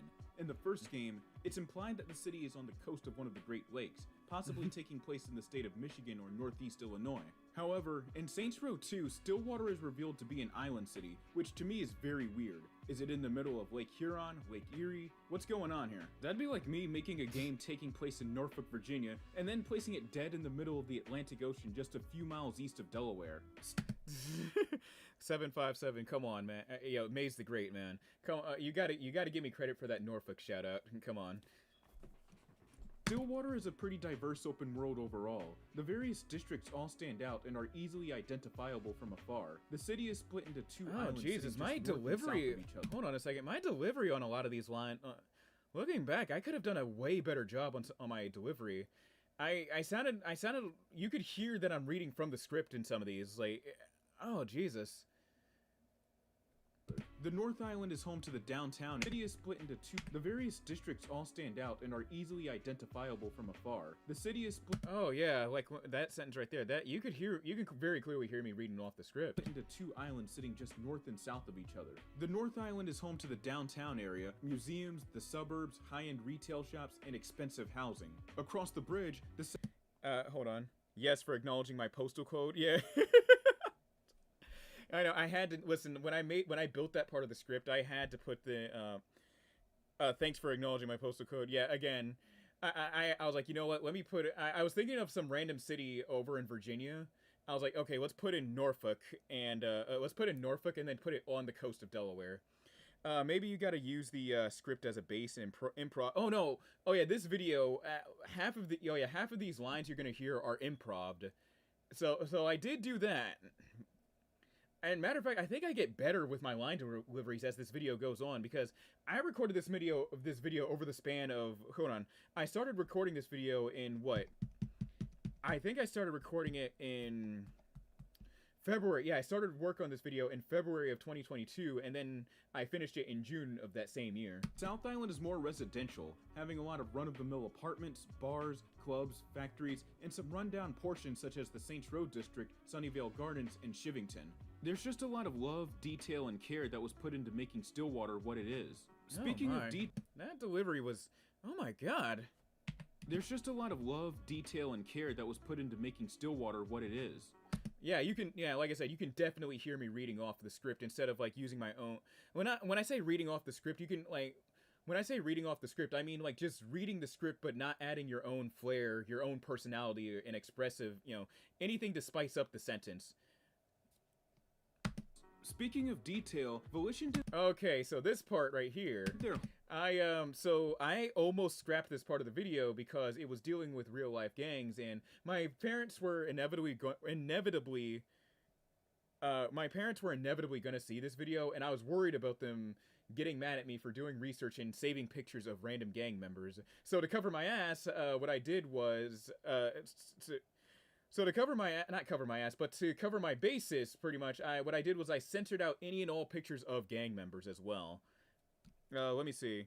It sounds like an IGN review at times. Oh my god. My delivery is not great. Comes to retrospective videos, reading straight from the script doesn't bother me. Yes, this is a lot to talk about, but I'm living from time to time could also help. No, when I say reading from the script, what I mean is I'm not adding my own person. I'm not injecting my own personality into the words behind the words that I typed onto that script. Like, reading from the script is fine. You should be reading from the script. It's just you need to put your own, yourself into the words as you speak. Otherwise, it just sounds like you're doing a PowerPoint presentation in class. Let me see. Saints Row 3 was fully using Autokinetic Wise sound library of music. What? Autokinetic's Wise sound. I gotta hear about this. Absolutely depressing because that sound conglomerate is also in many movies during the 2010s, like Unstoppable. Ad-libbing from time to time. Okay. Okay, nice. All right. Their homework when writing and designing the rival. So yeah, this part right here, like I said, I had to censor out the pictures of the gang members. Again, not only to protect myself from like the ire of my family, but also because like I don't know when half of these pictures were taken. I don't know if some of these guys are still alive or still in gangs in the first place. And I'd rather not and again, many people are bound to see this video. I want to eliminate the chance of someone retaliating against anybody in those photos. So I censored them out. The gangs that you'll be going up against in Saints Row are based off of real life street gangs from Detroit, Chicago, and a few other cities.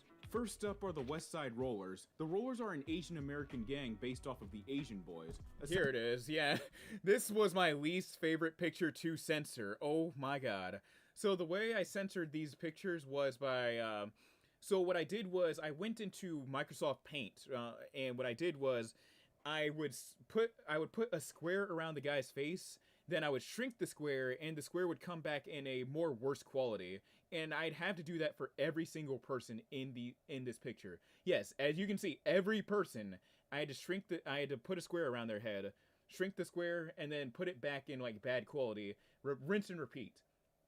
Not fun, especially for these guys in the back. I had to do some of these guys like over and over again. That was not fun. And I had actually considered like using like the paint tool to like paint their faces black, but that would have been messy and would have just looked way less professional. So I was like, yeah, let's just use let's just blur their faces out using the not scanning tool, the little, what's it called? Damn it, I forgot the name of it. But yeah, using that tool.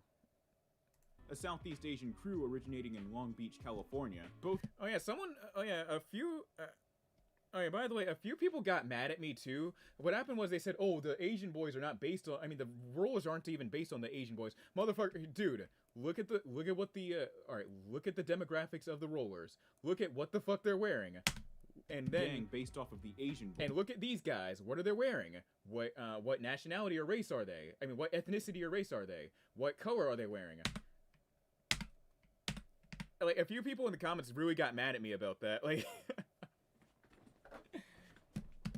a Southeast Asian crew let me see. in Long Beach, California. At first I thought the Vice Kings were supposed to be the Latin consist of Kings, people of but black. Southeast I already knew from jump that the Vice Kings were based off of the Vice Lords because I remember hearing that. I remember hearing that name a lot growing up too.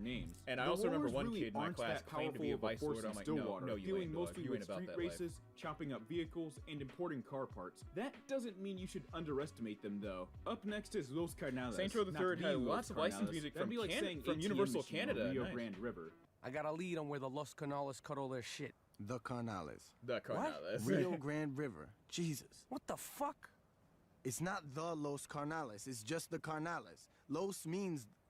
Fuck it. Like I was saying. Anyways, the Carnales are most likely based off the Latin Counts gang. Okay, alright. This one, people understandably got mad at me for this one. I, for the life of me, could not find... I was having a hell of a time finding... this was the only gang I could find in Chicago that was Hispanic, that was run by Hispanics, that also wore red, and people said, no, that's still wrong. Again, I'm working with what I have here. I am not, I'm not the dude from Frontline.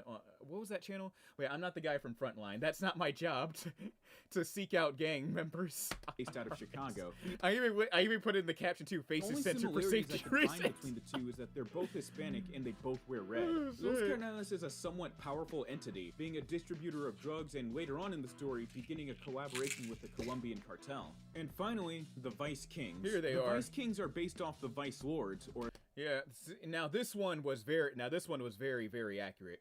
Yeah, they both wore yellow. They both wore yellow, and the Vice Lords in real life do have a few people that do have a few artists that run with them too. So yeah, they were I can say without a shadow of a doubt that the Vice Kings are definitely based off of the Vice Lords in real life. Or as they're known officially, Almighty Vice Lord Nation. The Vice Kings have a lot in common with their real-world counterpart. For starters, they both have the word Vice in their names. Secondly, they both wear yellow, although Vice Lords are occasionally seen wearing red. And finally, one similarity between the two that sticks out is that they're both incredibly powerful gangs that have a presence in media, even going so far as to have gang-affiliated artists signed to a record label. I have a pretty weird history with Saints Row. I first came across the series in 2009 when I was over at a friend's house and watched him play Saints Row 2, and just watching him play it was chaotic. I was drawn to it because you could do a lot of things in that game that... Hey, look, yeah, you hear that? My line deliveries actually got better. You can actually hear my line deliveries get better in this part of the video, too. The series in 2009. You couldn't do in Grand Theft Auto. The level of customization was insane. Oh, hold on, the gunplay was leagues better than GTA's in that instead of being forced to use the lock-on system, that's if you're playing on console, you could now freely move, aim, and shoot like in Max Payne. And just overall, there was a lot more you could do in Saints Row's open world than in GTA's. I wouldn't touch Saints Row again until Christmas Day of 2011, when my sister's at the time boyfriend bought Saints Row the 3rd for me as a gift. A few months later, my dad would get me Saints Row 2 while we were out shopping at the Pentagon City Fashion Center. As for Saints Row 1, how I got that game was that I let a girl in my neighborhood borrow my copy of SR3 in exchange for the first game, and well, my copy of that game hasn't been seen in 10 years. That is a very true story, so let me let you guys in on that one. So it was 2012, I think it was like May or June 2012. What happened was there was a girl in my neighborhood. I don't remember her name. She probably, and looking back, I think she moved out by the time I was trying to get the game back. But anyways, she said, "Oh, you've never played the first Saints Row? Well, you can just let me borrow Saints Row the 3rd, and then I'll give you Saints Row 1." So then I got Saints Row 1. I'm like, "Damn, this is better than the 3rd." And then I was like, and then after the agreed upon time, which was 1 week, I could not find her. The neighborhood I lived in was not that large. So, oh my god. Sorry about that. The neighborhood I lived in was not that large by any... Well, it was pretty... No, hold on, that's a lie. The neighborhood I lived in was pretty dense, but you could easily seek out someone if you were really looking for them in that neighborhood, so long as you were a local, of course. The fact that, like, dude, I could not find any trace of her at all, like, once the week, the 1 week passed by. Like, I really think her family moved or something, and then she just won, and she just scored, like, the hot new game. And then, and you know what, I've been thinking about it. In the end, I kind of won in that exchange. Think about it. Because I get, like, the more better game with more customization, more options, more playtime, and she gets Saints Row the 3rd. Let me see. I didn't know about the first one 2 years later, because in 2012 I went to Saints Row 2 with literally no knowledge of the first game. Yep, and in 2009 I was visiting family over on Virginia's Eastern Shore. It's that little strip of land, like in the easternmost dumbass, of course, Eastern Shore. Anyways, I was visiting a family friend in the Eastern Shore, and they were playing Saints Row 2. I'm like, oh shit, this is Grand Theft Auto but better. And I obviously didn't play any of the story except for like the tutorial, and then I got mad and switched to another save. And then in 2012, my dad and I we're out at the My dad and I are out at the Pentagon City Mall over in Arlington, and then I pick up a copy of Saints Row 2. That was the dude. I'm telling you, man. DMV traffic, that was the longest ride ever because, like, you remember being a kid and getting a game, and like on the way back, like you're in the back seat or if you're in the front seat, whatever. You're just like looking at the back and then like reading the manual. That was back when they had manuals, and you're like, damn, I'm about to tear this motherfucker. Oh, that was me, man. That was me when I got Saints Row 2 when we were like driving back from the Pentagon City Mall. And again, the DMV traffic was not helping, especially when you're leaving that mall parking lot, but I'm digressing. If you're a DMV native, you know what I'm talking about. Still though, it felt nice to get a good look at how far the series had come. At first, the game being rough around the edges didn't sit well with me, but as time went on and the more I played it, I became accustomed to its jankiness. Heck, the jankiness, while frustrating at times, is kind of charming in a way. With that out of the way, it's time to lock, load, and take back the row. Oh god, that delivery. Hey, there it is. Look at that. Take a walk. Master Ace is so underrated, man. But yeah, this was also this song was my first choice. Was my first choice when I came to using it for the prologue. I don't know. I can't remember why I chose Take a Walk. I was like, hey, this sounds pretty good. And you might notice I'm using all the music from the start screen as well. The way I discovered Saints Row 2 is after a party, I went to go chill at my cousin's house, and I saw him playing it, and it looked fun. Hey, nice. Sometimes the most simple. But yeah, I wouldn't get my hands on that game 3 years later because, dude, God knows my parents were not letting me play Saints Row 2 at 10 years, not 10 years old. Yeah, at 10 years old. And then I think, oh, no. The thing is, though, funny thing is, my parents were fully on board with letting me play mature rated games by the time I was 8 years old. It's just they said that I couldn't play any M-rated game. I mean, I could play M-rated games so long as it wasn't anything like Mortal Kombat or Grand Theft Auto. Anything else was fair game. But they were definitely not getting me Saints Row 2. And then, but by the time 2011, 2012 rolls around, they're like, yeah, he's playing GTA. Just fuck it, man. Why not? Yeah. Oh, man.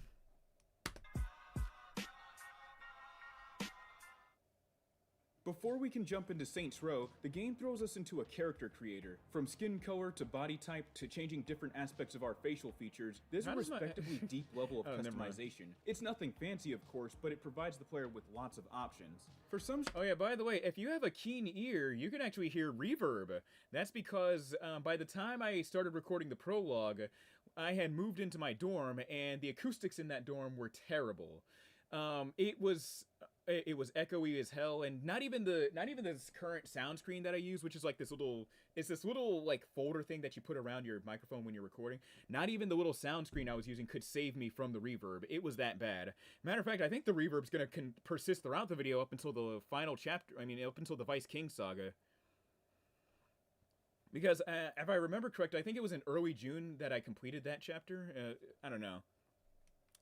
For some strange reason, though, you can't play as a woman. Matter of fact, don't I have a picture? Hold on a second.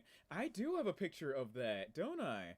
I have a picture of like one of my dorms from here. Let me take this off real quick so you. Here I do have a picture of one of my dorms from like when I was recording that video. There we go. Google Photos. Here, let's go on a little tangent real quick. No, fuck that. There. Hold on a second. Because I think the second dorm I was staying at also had a fuck ton of reverb. There we go. Okay, cool. Hold on. Is my screen still on? Okay, good. Alright. Alright, go bring me to May of 2022. September, October. No, that's too far. It's too far. There we go, May 2022. My parents were weird with rules when I was a kid when it came to movies and games. They didn't care about the blood, cussing, fighting, guns, and the only thing they said was no nudity. Classic American parents, I'm telling you. You're gonna have some of the craziest shit in the world, blood and gore, but if you see one titty, man, all bets are off. Here it is. There we go. Actually, no, that's the wrong picture.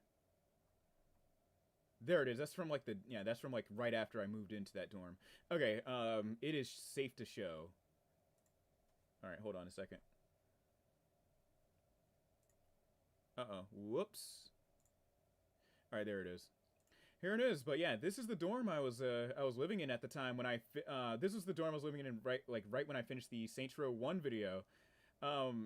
Oh man, this dorm, as you can tell, had better acoustics. The microphone, first of all, the dorm was more dense and boxed in, and also like it was away from the entryway, so no one could hear me recording at different times of the day. And I could use my little sound screen better, and I think it picked up sound better on there too. I miss my dorm, dude. And shout out to the Washington Nationals, dog. All right, anyways. Oh, yeah, and there's the little sound screen that I currently use. I've been using this one for 4 years now. Oh, yeah, that's the little sound screen I'd been using. All right, cool.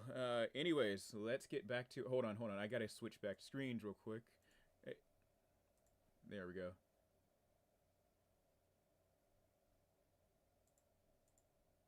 All right. Oh, no, you guys can't see... you guys can't see me. I mean, can't see the shit. Despite there already being numerous women seen in the 3rd Street. All right, let's jump back a few seconds. It's nothing fancy, of course, but it provides the player with lots of options. For some strange reason, though, you can't play as a woman, despite there already being numerous women seen in the 3rd Street Saints. All right, so this was always a strange choice to me, and I get it because, you know, the demographics at the time. This is the mid-2000s. A lot of mainstream, you know, AAA games were geared towards, you know, young men in their late teens, early 20s, that heterosexual. So of course they stuck with just creating male characters. I still think it's odd that in a game with character creation, you don't have the option to play as a woman. I don't know. Like I said, I get it. They're focusing on their demographics, young, straight, white males, everything, but still, I think that's an odd choice.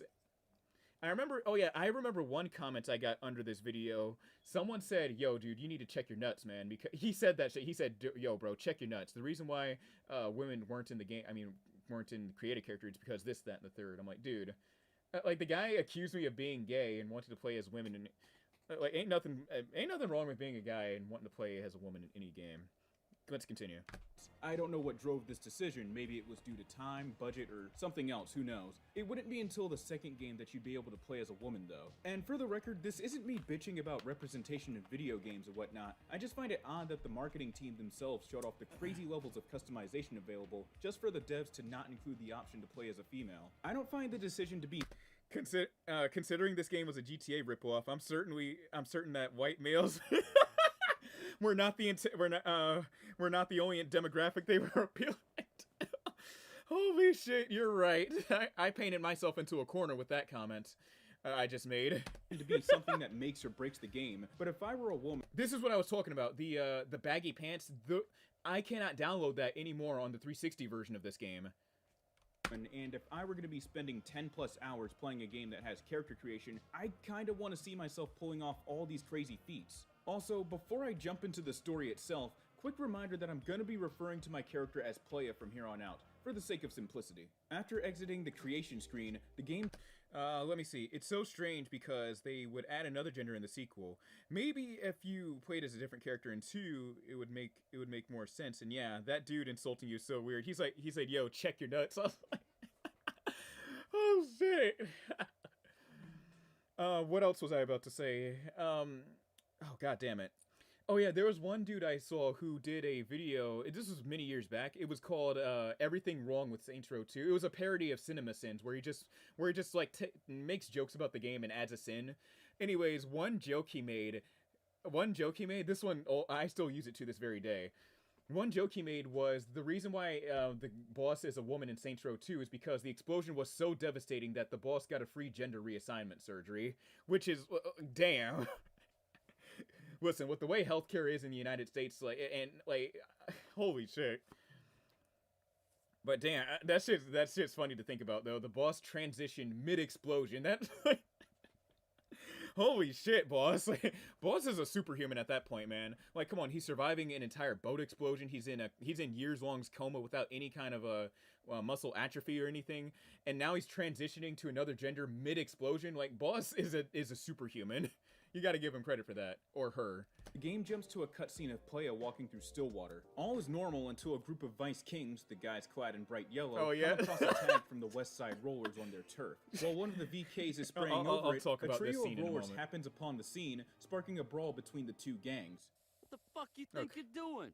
Just being civic-minded is all. That's so? Yeah, some dumbass cracker went and shit all over this wall. We just cleaning it up. Damn!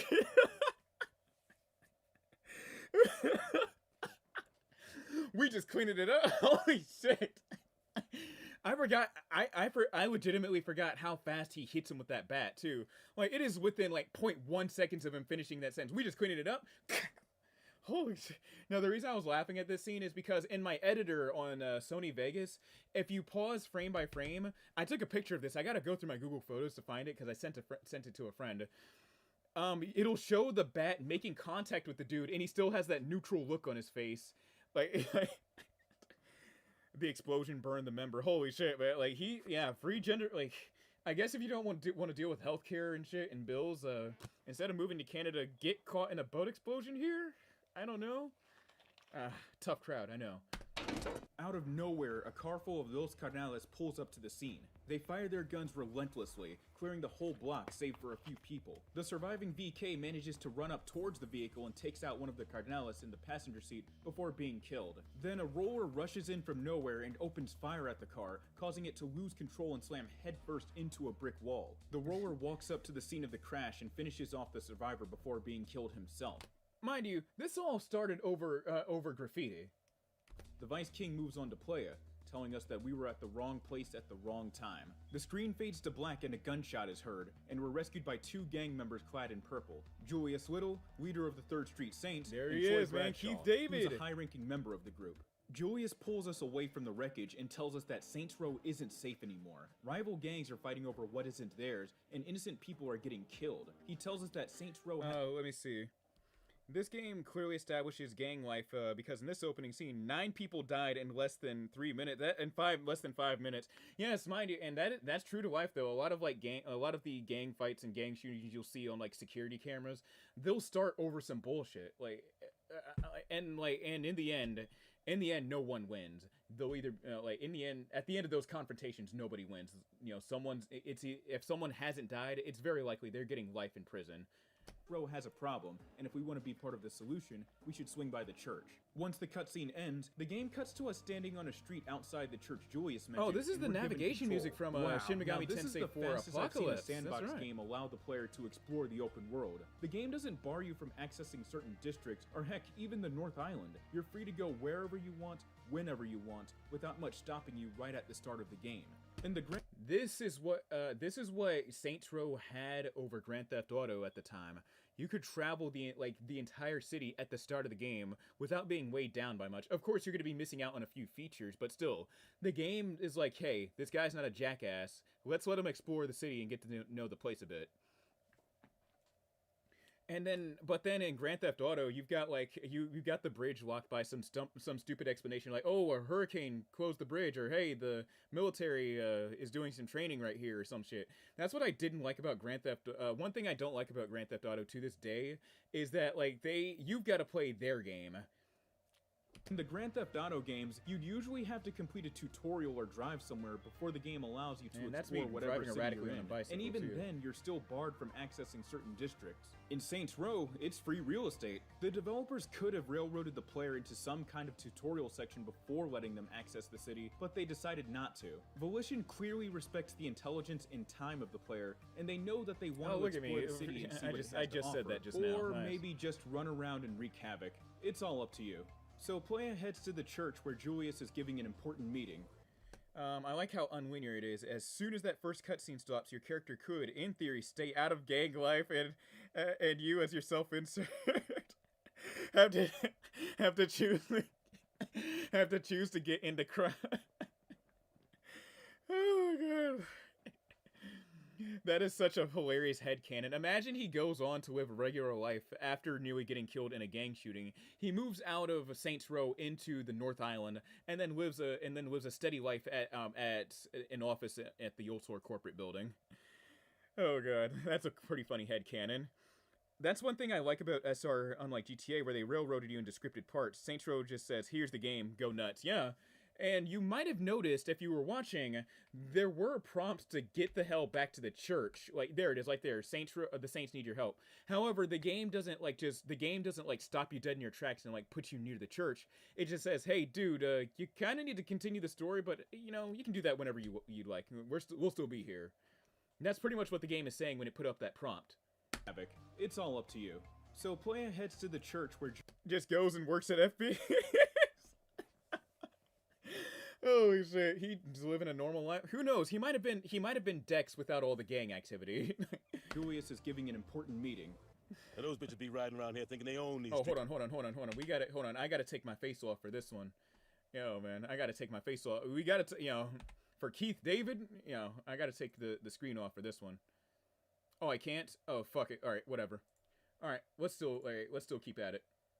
Oh, you can change the... Oh, that's the speed. Okay, I thought you could change the quality. To the church where Julius is giving an important meeting. And those bitches be riding around here thinking they own these streets. I don't care what flags they flying. Rollers, Carnales, Vice Kings. No one's making this nigga scared to walk the road. We about to lock this shit down right now. One of the members notices us, and he says that if we want to roll with the Saints, we gotta be canonized. Oh, yeah. This is I put on a real-life form of gang initiation called jumping in. Hold on. We're the Saints, we gotta be canonized. This is actually a real-life form of gang initiation called jumping in, where new recruits are beaten up by other gang members for a set amount of time. Whether or not the new recruit can defend themselves is up to whomever is holding the initiation. And in this case... Okay, alright. So, yes, that is actually a thing that, happens in street gangs, where if you want to, it obviously depends on what gang it is or what region of these are here they're in or how the gang operates. But a lot of them get new recruits by literally beating the absolute piss out of them. And whether or not you can defend yourself is up to the guy that's holding the jumping in session. Matter of fact, I watched a Vice documentary like many years ago about this one dude in Brooklyn who was trying to join a gang. And that's where that meme comes from. Fight back, nigga! Fight back! That's where that meme came from. That dude in Brooklyn getting the absolute piss beat out of him by other gang members. Dude, no, if you watch that documentary, he got it bad in that video. He was bleeding out of his eye. He was bleeding, like, all over his face. He looked like he left a boxing match. They did him bad. But, yeah, I wanted to make a note of that, too, in the video, just to be informative whilst being entertaining. You know what I mean. Not only that, but if you're listening to the music in the background, yeah, I added the World Tour music from Dragon Ball Z Budokai Tenkaichi 3 because it's, this section is about throwing hands, so why not?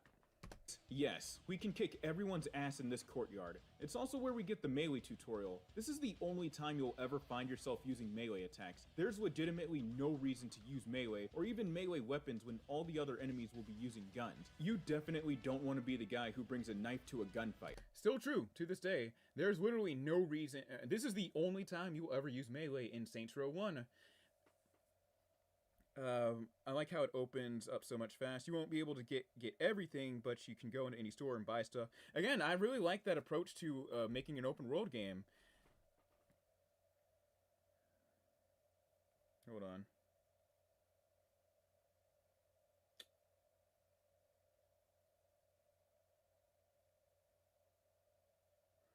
Alright, there we go. My bad. I was just sending a text. Alright, continue. Fight. Also, you don't have to win this fight. If you win or lose, a different scene will play. I decided to win because, fuck it, we earned the respect of everyone there. You earned your colors today. That's some impressive shit. The only other Saint who kicked ass like that was Johnny. Shit took me half the time. Look at Johnny trying to one up too. Like, come on, man. Come on, Johnny. I believe in your capabilities, but like, come on, man. Be humble. So our initiation into the Saints complete, it's time to get down to business. Our first order of business is to buy ourselves a piece at Friendly Fire, a local gun store. Quick little fun fact for you guys, you can actually save yourself some money by hitting the— Shout out to my boy Flippy, alright? Shout out to my boy Flippy, man. He's like a huge— Flippy is like a diehard Saints Row fan. He's made so many— for 14 years, he's made videos covering Saints Row from front to back. He's also, he also has the PC version. He also has the PC version. Well, not PC, but he managed to get Saints Row 1 on the PC that he's still hosting through a torrent, allegedly. Oh, hold on. Oh, my battery stopped charging. Hold on. All right, there we go. Sorry, my electric bike's battery stopped charging. Well, yeah, shout out to my boy Flippy for giving me this tip. Oh yeah, what's going on, Azaz? How was Sinners? I need to go and torrent that movie too. I've heard some good things about that. Allegedly torrent. I'm not doing doing myself any favors. This is a bit of a whatever stream where I just whatever happens. I never had a game planned for this stream. It's just I don't know. I didn't feel like setting shit up, and I was like, I haven't streamed in a few weeks, so why not? Right now, we are reacting to my Saints Row 1 video. Hitting the sprint button next to an NPC inspecting a gun. They'll drop it and it'll be placed into your inventory. It's a neat little trick I picked up from Flippy. Oh yeah, shout out to him by the way. He's a really cool YouTuber. I'll leave a link to his channel in the description. After we finish picking up our weapon, it's time to clean up the row. The gunplay of Saints Row 1 is handled like a typical music playing over released in the middle of the 6th generation of games. With Saints Row 1 is handled like a typical third-person shooter released in the middle of the 6th generation of games. With Saints Row 1 being developed and released before and after the launch of Resident Evil 4 and before the launch of Gears of War, it was released during that transitional period of third-person shooters where those types of games were just beginning to adapt the over-the-shoulder control scheme. With the lack of OTS in Saints Row 1, yeah, that's true. So yeah, before over the shoulder, you were pretty much just winging it and just shooting, like hoping to God, like those shots land. Third-person shooters were in a weird place at that time. However, if you're playing a game like Saints Row 1 without the fine aim or the over the shoulder, I guess to make it more fun, try to think of it like Max Payne. The player will find themselves manually lining up shots whilst under heavy gunfire. It wouldn't be until Saints Row 2 that the game would allow the player to zoom my in aim over was the bad shoulder in this to clip. line up I a forgot better about shot that. at their target, but it was toggled on and off via pressing down on the right thumbstick, not by holding down one of the shoulder buttons like you'd expect, which means that you won't find yourself in that firing mode for very long, and you'll only be using it if the enemy is too far away and you're confident that your shot will land. Saints Row the Third would finally allow the player to hold down the shoulder button to quickly enter and exit OTS. Sorry, mode. I'm trying The to figure out what for the most part. more It's just that I've commentary to only add. found myself using 4 throughout all my playthroughs: the Vice 9, SKR Spree, AS-12 Riot, and the AR-40 Extend. As a matter of Okay, so I got some grief from a few commenters too about my choice of using the Vice 9. I still stand by it 3 years later. The Vice 9 is the best pistol to use in the game. Because what happened, alright, so the reason why I choose the Vice 9 over all the pistols is because the Vice 9 has the best firing rate out of all the pistols. It's actually semi-automatic. Like, and then the NR4, you've got to wait like a split second before you can fire again. Like, I don't know, man. Even if I did see a trailer for this game, I wouldn't have been able to pick it up and play it because in 2006, I didn't own a 360. My dad got a 360, not on launch day. I think it was sometime soon after the 360 launched. I still call it my launch day 360 because that was like one of those fat ass white 360s that was prone to errors and would probably catch on fire if you looked at it the wrong way.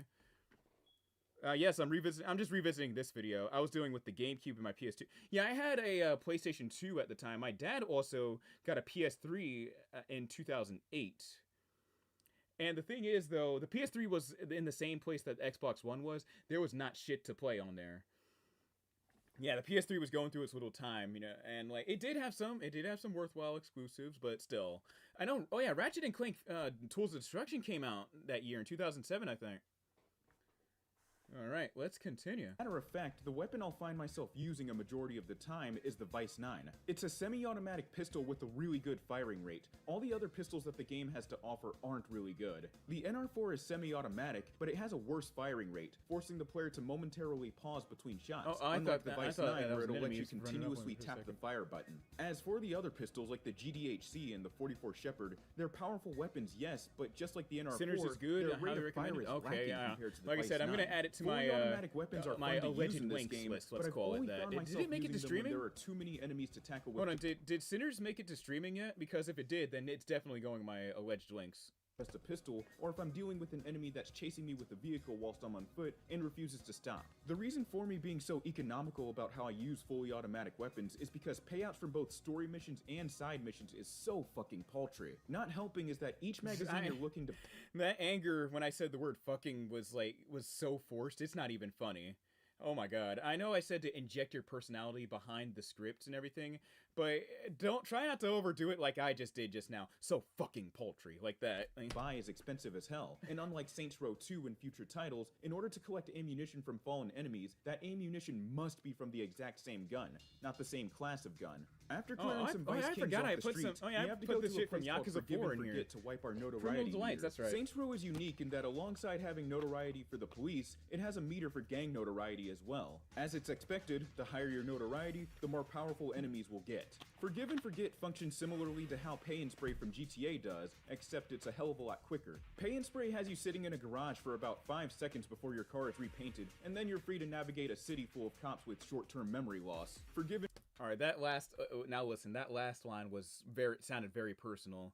I'm talking like this is a different person's video I'm reacting to. I don't know why I do not know why I went in on the cop AI in Grand Theft Auto like that. I just said cops with short-term memory loss. That one sounded personal. and Forget, on the other hand, is a drive-through that you can blast through at full speed and have all of your notoriety removed at a cost. If we want to take back the row in the whole city, we gotta earn respect. Is like one of my this favorite introduces vehicles in activities Saints Row. to us. They should have brought it back in Activities are Saints Row side the missions third. where, upon completion, you're rewarded with the currency called respect. Respect is required to progress the story, and you need to fill up the respect bar to at least times one to play a story mission. A lot of players don't like this system. Many people.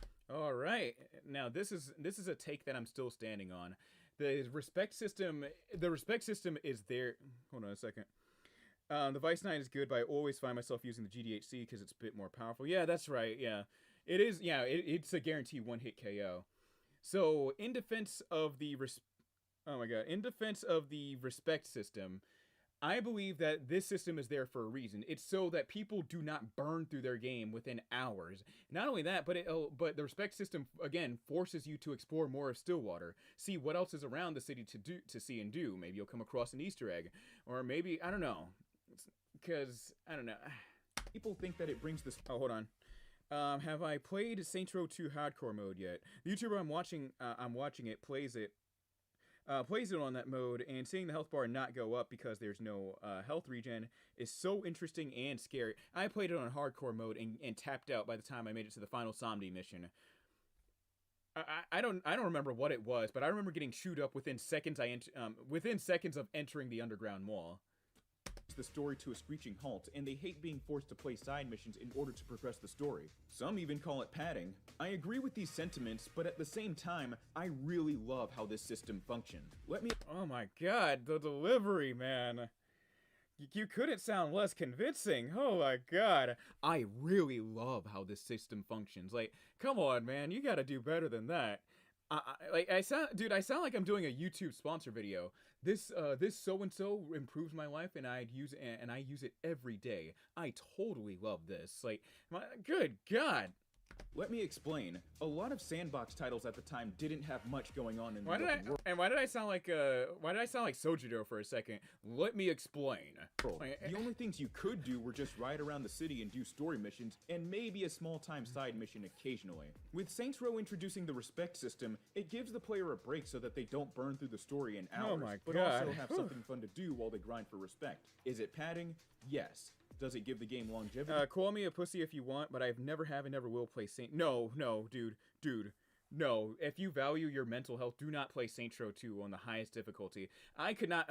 I couldn't make it past the Somdi arc. I can only imagine what the other arcs are like. Yes. Is it fun? Yes. So let's talk about what the game has you doing to grind for respect. All around Stillwater are a diverse number of side missions for you to partake hour in. 33. There's Nice. stuff like trafficking, where you ride around with a drug dealer and protect them from rival gang members or the police as they deal drugs. Racing, where you, race. I had nothing to Insurance work with fraud, for- where you throw yourself into traffic and collect payments.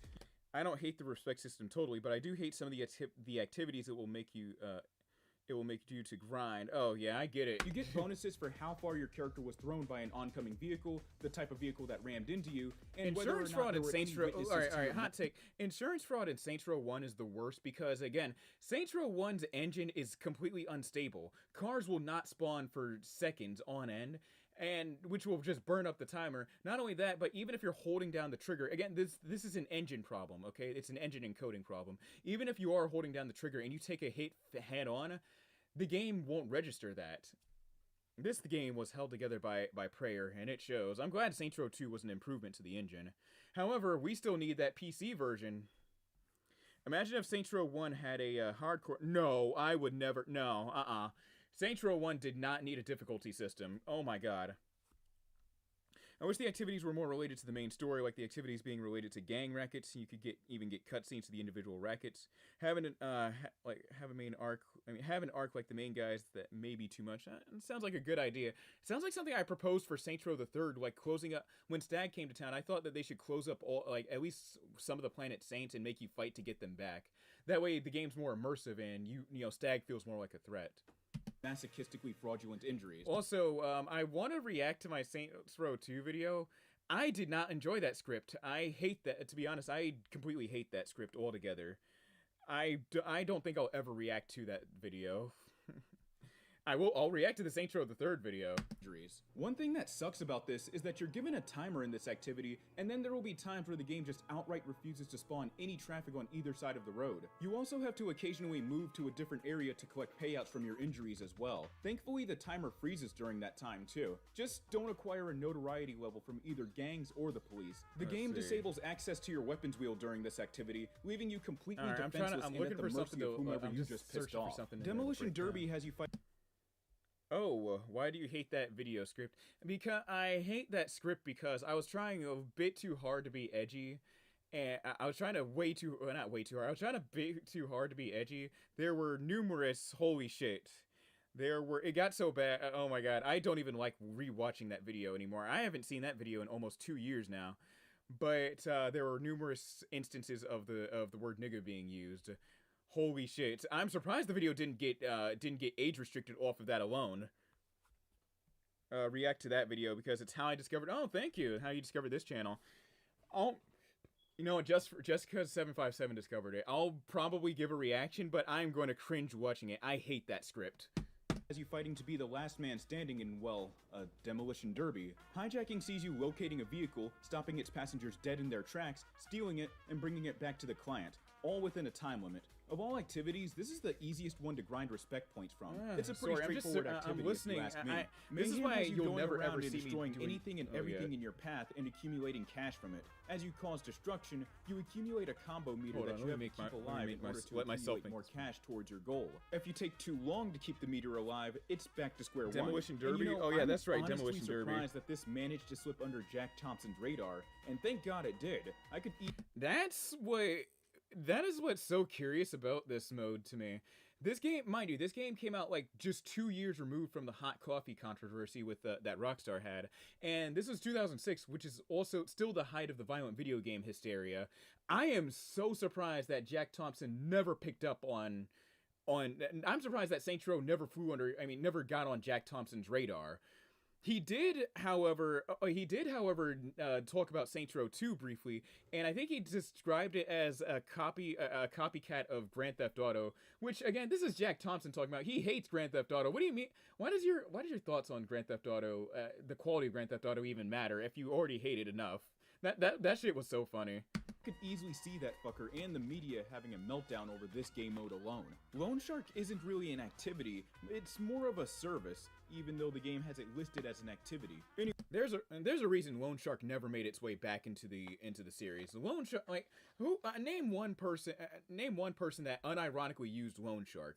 There was literally no reason for this mode to exist. I mean, the little service to exist. Anyways, you can borrow money from a loan office, but you have to pay it back on time. And these guys don't fuck around. If you don't pay the money back, the owners of the loan office... Okay, all right, pause it. I know, I'm sorry for pausing. All right, I'll try to cool off with the pausing, but still. All right, so this clip you're seeing right here, as you can, wasn't that edgy? Wait, you said wasn't that edgy you were doing? I don't know. Anyways, so this clip you're seeing right here, I obviously lifted it from another YouTuber. His name is Razor Vermillion. However, and you can still find this comment if you look for it.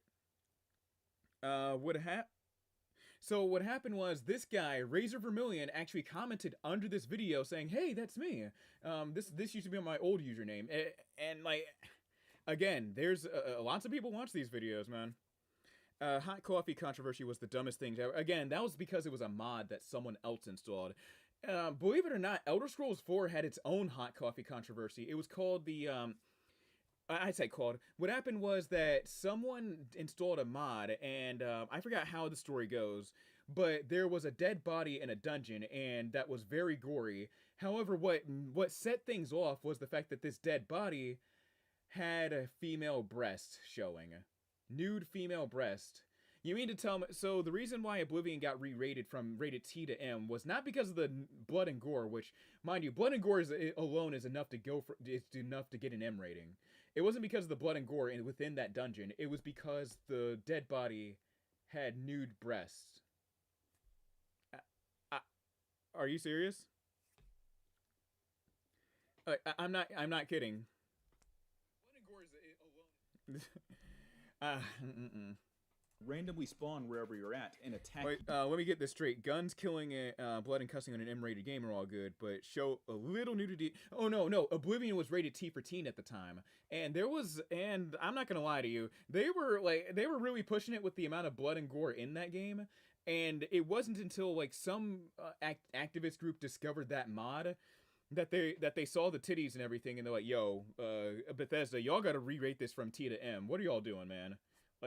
Hack you. You can kill them, but someone in Stillwater with all 7 Dragon Balls will wish these guys back to life, and sometime later they'll respawn again to attack you with more powerful weapons. This is an activity that I'm way too scared to do Loan Shark. I will never ever do Loan Shark. I've never engaged with and never will. Getting a ton of cash in Saints Row is already hard enough, on top of paying for the already expensive ammunition and weapons. I don't borrow money that I don't have in real life. What makes you think I'll do it in a video game? Snatch has you rescuing prostitutes from rival gangs. This is an activity that you're gonna need a 4-seat vehicle because the more missions you do, the more prostitutes you'll need in your vehicle. Occasionally, there will be times where you've got to rescue them from a moving vehicle, which is always annoying because you've got to find a way to force the driver out of the car and kill them. That's right. And I really hate when they spawn those moving vehicles because you've really got to like go out of your way to shoot them. And they've got you wasting ammo, blasting cops and civilians in accident. And now you've got the pleasure meter is maxed out.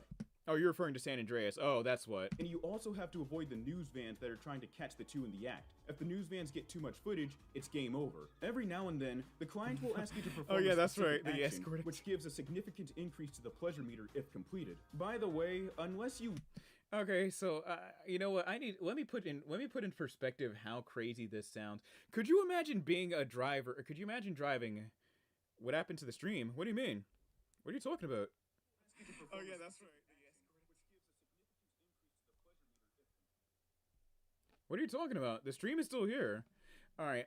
What I was saying was, could you imagine for a second, like being a driver, obviously in the front seat? Could you imagine being a driver, and you've got to put up with 2 people doing some of the most nastiest shit in the world, just mere centimeters behind you? They do not pay boss or player. They do not pay boss enough to do that shit.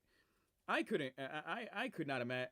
That is disgusting, man. They better be paying me like twice the rent over in like the Upper East Side, New York, just to do that shit. That's nasty. Like, how did we even say it? That's nasty.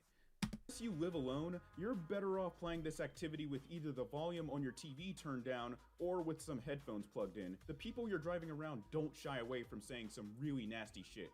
And no, I'm not even going to play a sample. I was adamant about that. These next 2 activities I'm going to talk about are pretty Not playing unique, a sample. and they both share the same style of play. Those activities are Hitman and Chop Shop. The reason these 2 are unique is because instead of being a one-and-done mission, that's right. So in all my playthroughs of Saints Row, I have never done any of these activities, or have gone on a target. I've never gone out of my way to do any of during these. a certain time of day, and you have to eliminate them with a specific weapon. I really don't like this activity. You'll spend tons of real-world hours looking for someone at the spot you're told to look for them at.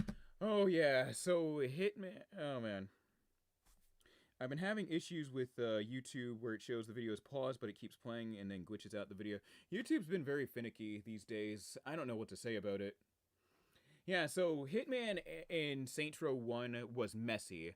You would spend tons of real-world hours finding someone that doesn't exist. That doesn't exist for like 2 seconds. I don't know, man. I did not like. And they just won't spawn there. Where they'll spawn is a complete toss-up, and when you do find them, you'll more than likely not have the weapon required to kill them. And that's right, the weapon, you needed a certain weapon to kill these guys too. I forgot about that. I'm also borrowing footage of this activity from other gameplay channels because I don't want to lose precious minutes and hours of my life that I'll never get back chasing shadows. Chop Shop is pretty much the same thing, except you're bringing back cars instead of taking someone's life. The driving in Saints Row is pretty average for the most part. It's Okay, nothing that's, revolutionary, but it gets that's the job Lynn, done. not Lynn, It's got that typical the arcadey Spanish chick feel off to it Los as it Ganos, should. that's her This car. game being a product of Ruse. the 2000s, the default control scheme for driving has you holding down the A and X buttons to accelerate, brake, and reverse. I always change that whenever I play these games, cause like, so with the A button, so with the Facebook here, let me put it full screen real quick. Here we go. So with the face buttons, like A and X to with A and X to brake, there is very little space for you to like brake and slow down or like increase speed, as opposed to the triggers, which now there's like more room for you to like slow down and adjust your speed to whatever you want. With the buttons, with the face buttons, you've got very little room to make adjustments or like speed up. Not only that, but you'll be holding down the shit on your A button too.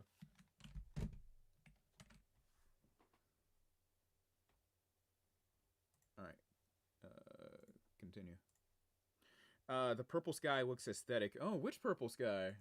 Was it when I was not backing in? Oh yeah, that's right, when I was driving in. The default control scheme for Stillwater. driving has you holding down the A Not and Stillwater, X to buttons to South Stillwater. accelerate, brake, and reverse. If you plan on playing this game, I highly recommend switching the control scheme to using the left and right triggers to control the acceleration of your vehicle. I still stand on that, Using the too. face buttons gives you less control over your speed, and you'll find yourself pushing down too hard or too soft on the buttons. With the triggers, you can accurately control how fast you want your vehicle to go, since the triggers have more leeway when being held down compared to the face buttons. Saints Row has a lot of radio stations. I mean, Oh a man, this lot. is my favorite. 12 Oh stations my god, across this is my multiple favorite genres.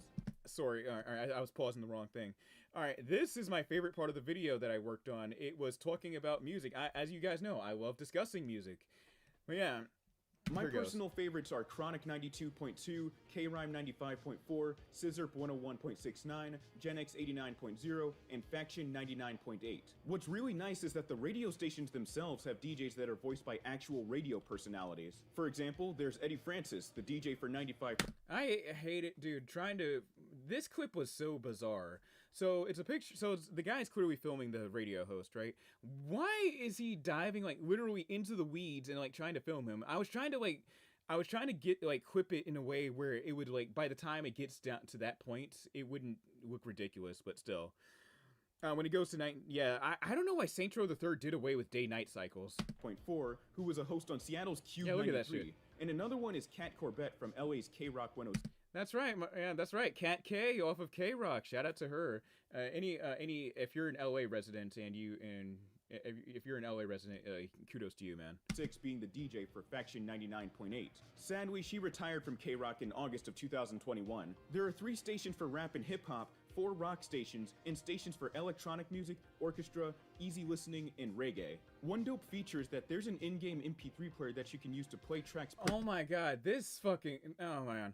Why did they take that out to in Saints Row 2 where you can utilize the UI?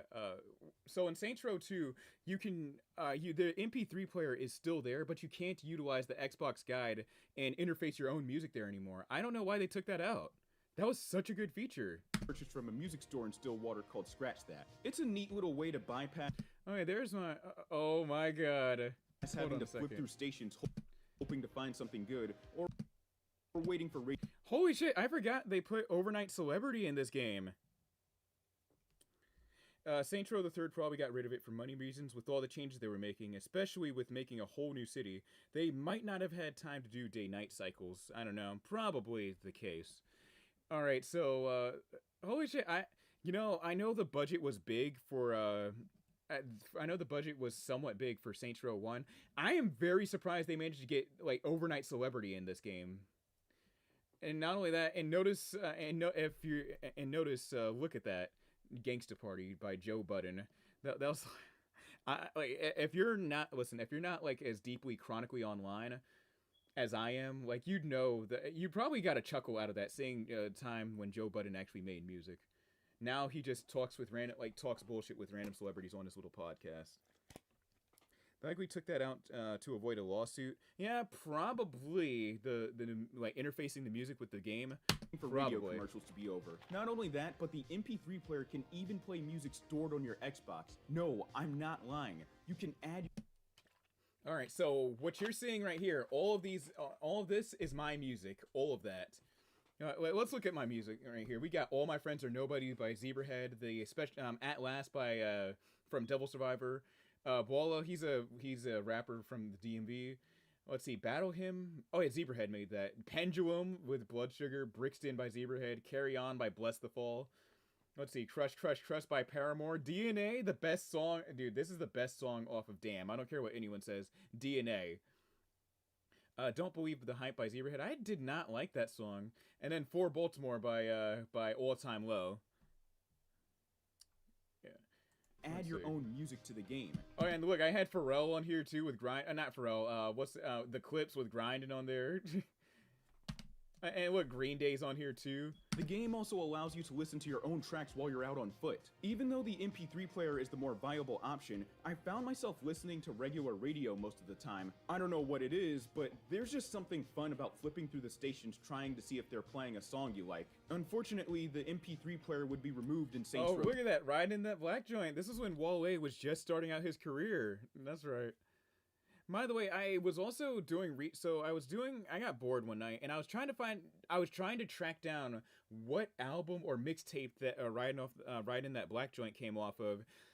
And I'm more than willing to conclude that Wale was probably hired by Volition to make an exclusive track for Saints Row 2, because I can't find any trace of that song belonging to any mixtape or official album.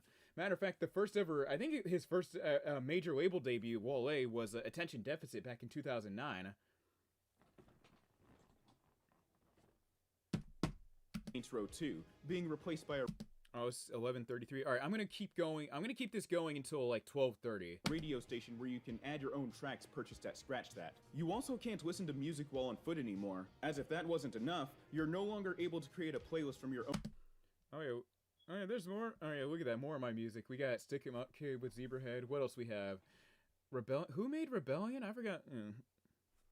I Love It was an SR1. No, that's an SR2. It makes it so much cooler and hypes me up so much. I know that song actually got me into Jeezy. And then not only that song was also on the radio a lot too. I remember hearing it when my parents went to pick me up from school on the radio. Let me see. We got Oh yeah, that's right. J. Cole on here. We got Zebrahead, Running with the Wolves. Shooters by the Northside Boys. Let's see. Stick 'Em Up Kid with Zebrahead.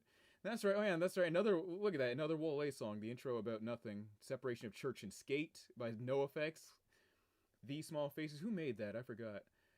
And we had Buckshot right here. If you're a fan of New York rappers, then you might know that guy. And then Threatened Vulnerability from Devil Survivor. From your own music files in-game. Instead, you have to start your music up via the Xbox Guide. After clearing out some enemies, we roll through Forgive and Forget and drop Troy off at a restaurant called Freckle Bitches, a crude parody of Wendy's. On the topic of notoriety, before I move on, I think that gang notoriety is something I smoked him right outside of King's HQ. I just realized that. Like the higher your wanted level, the higher the enemy count and firepower will be. At least that's how it's supposed to function. The thing is that even at a maxed out gang notoriety, the enemies themselves don't do much that makes themselves stand out as a legitimate threat at higher levels. Oh no, I don't think it was. All they'll do is show up in a different vehicle with the same kinds of enemies you've been gunning down for the past few minutes. Sure, their head count is higher. All right, so listen, let me just say that the Vice Kings are the most aesthetically pleasing gang in Saints Row 1. I mean, come on, they've got shit decked out in gold and yellow. The cars they're driving look pretty cool too. They got that big ass spoiler on the back. They've got spinners and shit. You know what? Not only that, their cars just echo. The cars that the Vice Kings drive just scream mid-2000s. Come on, like this is when everybody was trying to put spinners on their cars. Everyone was trying to be a tuner because Fast and Furious was popular at the time, and then street racing games were also like mega popular. Different vehicle with the same kinds of enemies you've been gunning down for the past few minutes. Sure, you don't see a lot of street racing games these days anymore too. I've noticed that. When I can easily send them packing within seconds. They don't change up their tactics, spawn new enemy types, or do anything like that. That's one thing that Saints Row the Third managed to do right, spawning in enemies unique to a certain gang at higher notoriety. Heading back to the church, Troy tells us that he was given a tip that there's a turf war happening at the docks. If we get there fast enough, we can knock down every single gang there and take back the row. You absolutely need to be strapped for this mission, because enemies will not hold back against you. And not only that, make sure to have some food in your I'm trying to listen to what track this was, The reason for all these preparations is because the game has no checkpoint system. Oh. At all. None. Oh man, that's right. No checkpoints at all. I don't know what was in Volition's budget or lack thereof, but not having a checkpoint with missions like these is like it is a punishment. Stuff like that really like makes the player somewhat resent the game, but at the same time they're like, this game's dope, but what the fuck is this checkpoint system? It's hard to tell what the deciding factor was in not building a checkpoint system, but this makes dying on longer missions insanely annoying because you have to drive all the way across the city to the objective and do whatever the game tells you to do, whilst hoping that a horde of enemies doesn't swarm you. Even worse is when the game decides to glitch out and soft lock you, forcing you to go back to either the main menu or... So, let me tell you guys something.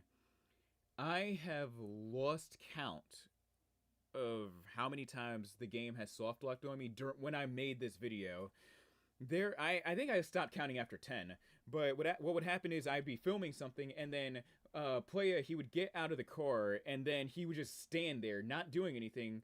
I can't push any of the buttons, I can't move, I can't go to my weapons wheel. He's just standing there, and then there's nothing you can do. You've got to physically, you've got to hit the Xbox button, and then hit the home button. Holy shit, you gotta hit the home button and then restart the game completely. So again, this game's engine was not optimized, and it shows. The lack of a checkpoint system gives me a feeling of, yes, I want to replay this mission, but not all the way from the beginning. This is especially worse on What Goes Up. There are many fun missions, but if you're a scrub, you really have to start it all over, yeah. Or the Xbox home screen. Yeah, did I ever mention that Saints Row 1 is really buggy? On the bright side... Wait, dude, no. Dude, to give you an idea of how buggy Saints Row 1 is, you might say I'm exaggerating. Give you an idea of how buggy Saints Row 1 is. Dude, it is as buggy as Battlefield 4 was when it launched. That's how bad it is. Though, at least this isn't like GTA, where you had to drive all the way to the mission marker and then drive all the way back to your objective. Despite that, the lack of a checkpoint system in this game is fucking infuriating, and it's even worse on the final mission of the Cardinales storyline, but I'll talk about that way later. God. The raid begins, and our objective is to take out 3 lieutenants from each rival gang. The trio fight their way through the docks, taking down one after the other and catching anyone already in a gunfight by surprise. Bullets rip through the air, bodies drop, explosives are haphazardly tossed around, and vehicles erupt in a fiery explosion thanks to gunfire. That's right. The battle to reclaim Saints Row is an orgy of violence and death. The 3 lieutenants are all killed, and the cops arrive on the scene. After shaking them off, we head back to the church where Julius is holding an important meeting. This is the track that plays when you go to story mode in the cast and crew of the Saints. First up is Dexter Jackson, or Dex as he's commonly called. Dex is voiced by Jeffrey Amin Kayam, breakdancer, rapper, and actor. He's best known for starring... So I tried finding episodes of the... Well, not tried, but I found episodes of this MTV show. Hold on. On the MTV show Scratch and Burn, which... Yeah, I did not, from what I saw, I did not like this. I don't think I would have enjoyed it back when it was airing as a kid. This just not, Anyways, my god, it Jeffrey was cringe. Was a co-star on this show. He also composed the music and DJ'd for an off-Broadway musical called Abominity of Errors. Jeffrey wouldn't reprise his role as Dex. I don't know what happened with Dex right here, man. I don't know what they were doing with his model. He looks like the default male model. Someone said that my character looks like the default male model, like even though she's a female. No, this looks bad. In the Saints Row 2 DLC, Corporate Warfare. Years later, though, he'd come back to voice Dex in Gat Out of Hell, and yes, I will be covering that game. Dex is the level-headed tactician of the gang. He prefers solving issues with careful planning rather than brute force. This alone makes Dex my favorite member of the Saints. He's the brain- Wait, who was it? Wait, he was in Drumline. Are you serious? Are you fucking kidding? No way. Hold on. Are you fucking kidding me? He was in Drumline? Dex didn't age well? Here, we'll look it up after. Here, hold on. The operations, and he understands how costly it'll be if the Saints just ran in blindly at the drop of a hat. Are you serious? Without Dex's careful planning and strategy, the Saints would likely fall apart or take longer to tackle their adversaries. Up next is Troy Bradshaw, voiced by... Whew. Ooh, shit. Okay. Alright, okay. This section of the video did not particularly age well. Holy shit. Woo! I have got a lot of explaining to do right here. Okay, here, let's let it play out a bit here. Michael Rappaport. Michael Rappaport is a prolific actor and rap aficionado. He starred in films such as Deep Blue Sea, The Sixth Day, and True Romance. As of me recording this, he's currently starring in a show called Only Murders in the Building. He also hosts his own podcast called I Am Rappaport, which, as of recording, is still going on. Check it out if you can. Rappaport's a pretty funny guy on there, and he talks some real shit. Whew, alright, so that line right there did not age well because, Rappaport is a giant piece of shit. That's me putting it plainly. Where do I even start? Oh, Jesus. I don't know where I can start. Maybe it's the pro-Israel tweets. Maybe it's just him, maybe it's him talking shit about protesters. Maybe it's all the other shit that he says on his Twitter. Some people should I think that for, certain people need to have a certificate before they're allowed onto social media. Rappaport is one of those people. He says some of the dumbest shit on Twitter. That is probably like the thing of all the things that I said and did in this video. That's probably like the biggest thing I regret. Like the episodes I did listen to of his podcast, I did enjoy, but holy shit, oh man. Then again, you can't really look into the future, but good God, I did not. Oh man, that is the last time. That's the last time I ever. That is the last time I ever, I ever hype up a celebrity on this channel, man. Oh man. Of all the things in this video, that is my biggest regret, saying he said some real shit on that podcast. No. Oh my God. And if you find yourself in Rappaport's crosshairs, it's very easy to do that too on Twitter. He's just like Ronnie Radke in that he'll fire back a mean girl tweet at you and then block you and then unblock you just to say some crazy shit and then block you permanently. Like, or no, I'm thinking of someone. No, that's not Rappaport. It is someone else, but he's gotten into many Twitter beefs. Like, some people need a certificate to sign up for social media. Oh my God, that part of the video did not age well for sure. I just hyped up a pro-Israel dude. There's probably some more pro-Israel dudes that I hyped up in this video, in this section of the video that I don't even know. Oh my God, that did not age well. Oh man, oh man. I'll make sure to leave a link to the playlist in the description for those. Oh yeah, fun fact, I actually took that link out of the description later on, like when I started seeing more of his pro-Israel tweets. Matter of fact, hold on, if I go to my channel right now, hold on a second.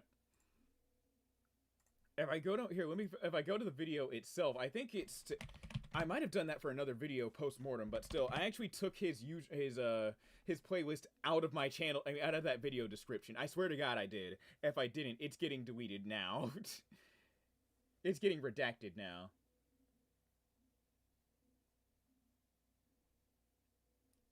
Okay, cool. Alright, I was just looking at my recommended. Alright, cool. Alright, let me add that to my watch later. Here. There we go. Alright. Anyways, go to my channel. It's around here somewhere. Here, let me go to the, here, Saints Row 1 retrospective, da-da-da-da-da. There it is. All right. There we go. Pause that. Where is it? Oh, yeah, that's right. I dusted it from the description. Okay, good. All right.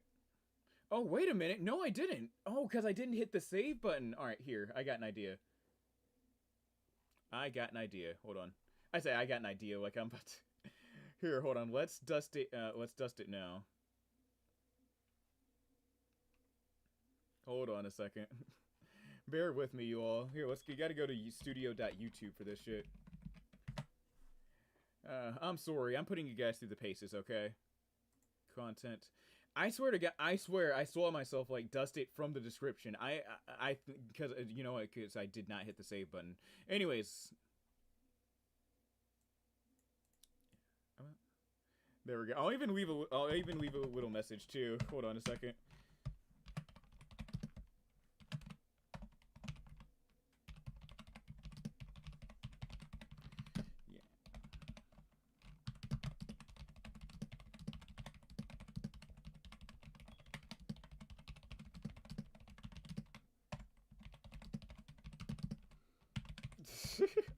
Y'all are not going to believe what I'm typing out right now.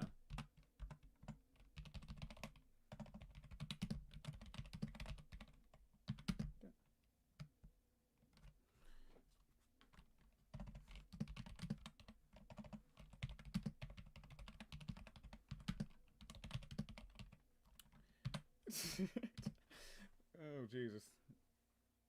All right, there we go. This time I hit the save button. All right, cool. All right, there we go. Anyways, let's continue. For those interested, Troy is... Oh, hold on. My bad. I don't have it on my screen. All right.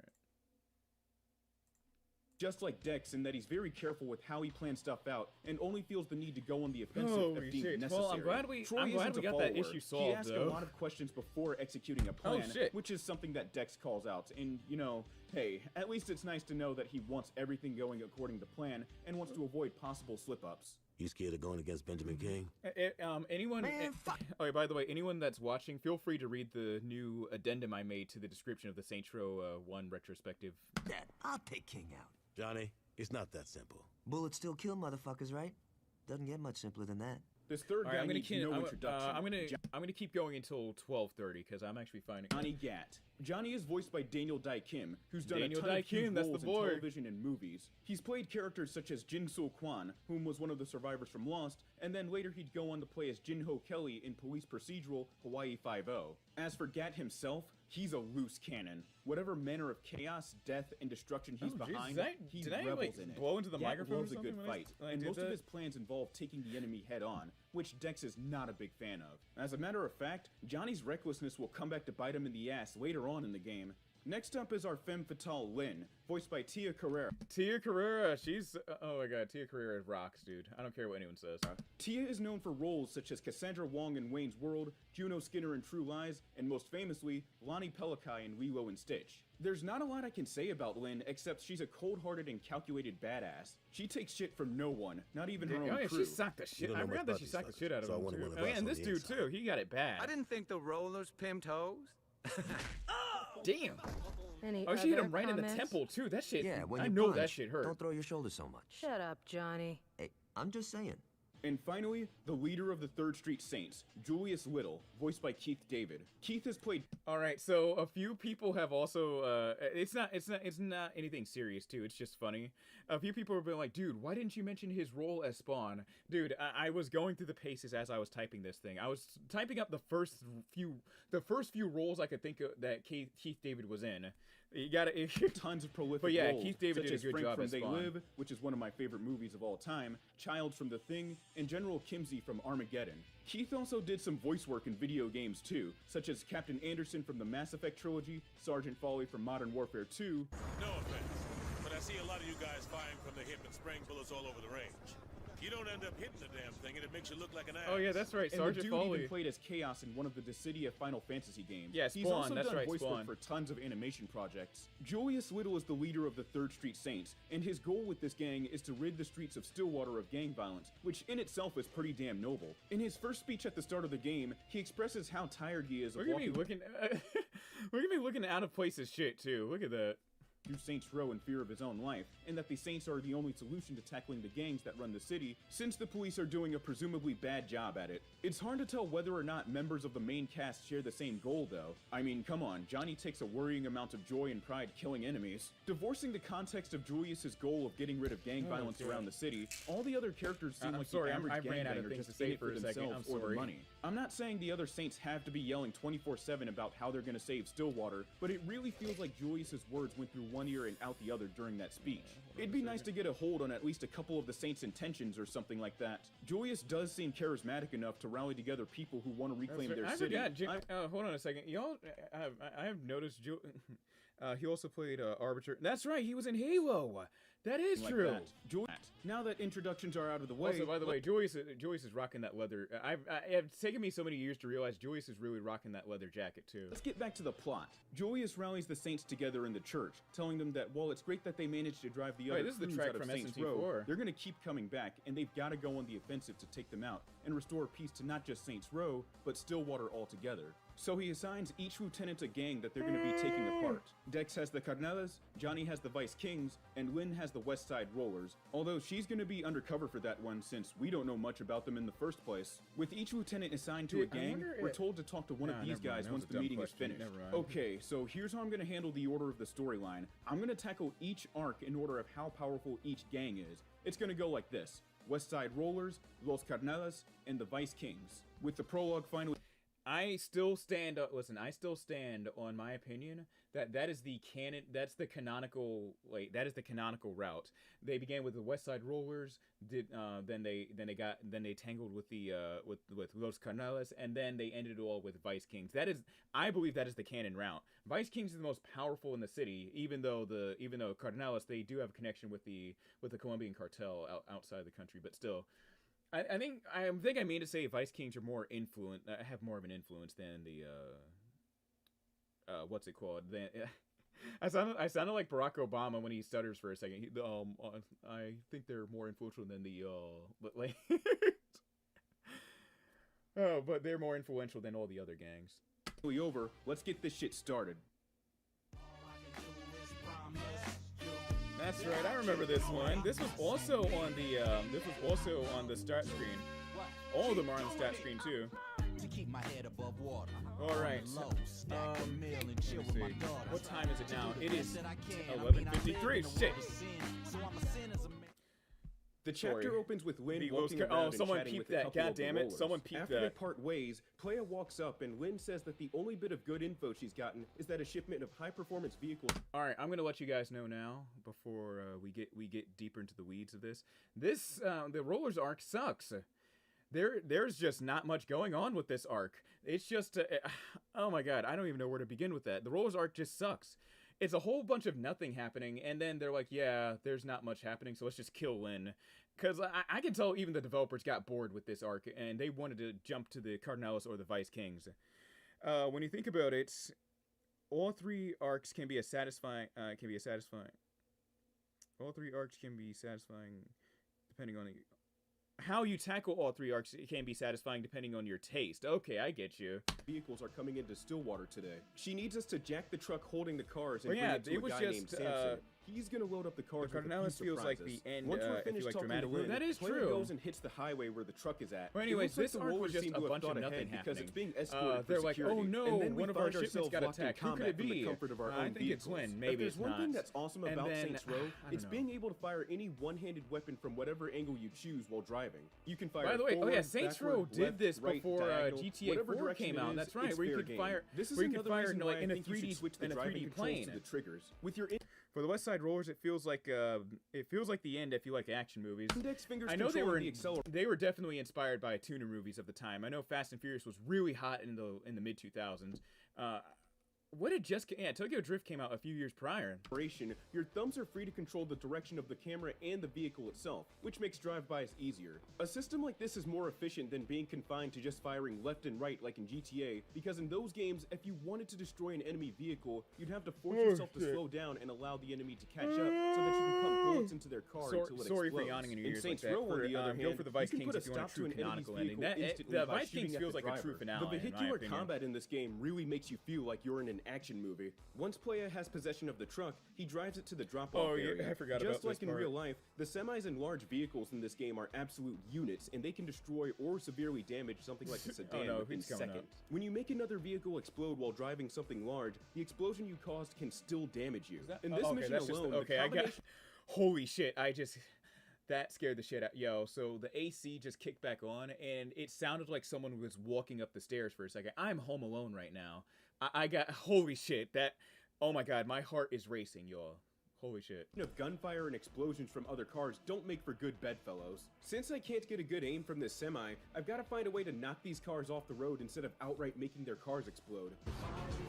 Oh yeah, that's right. So this is I remember this is one of my mini bloopers. I wanted to keep this in for comedic effect. Watch this shit, man. I've got to find a way to knock these cars off the road instead of outright making their cars explode.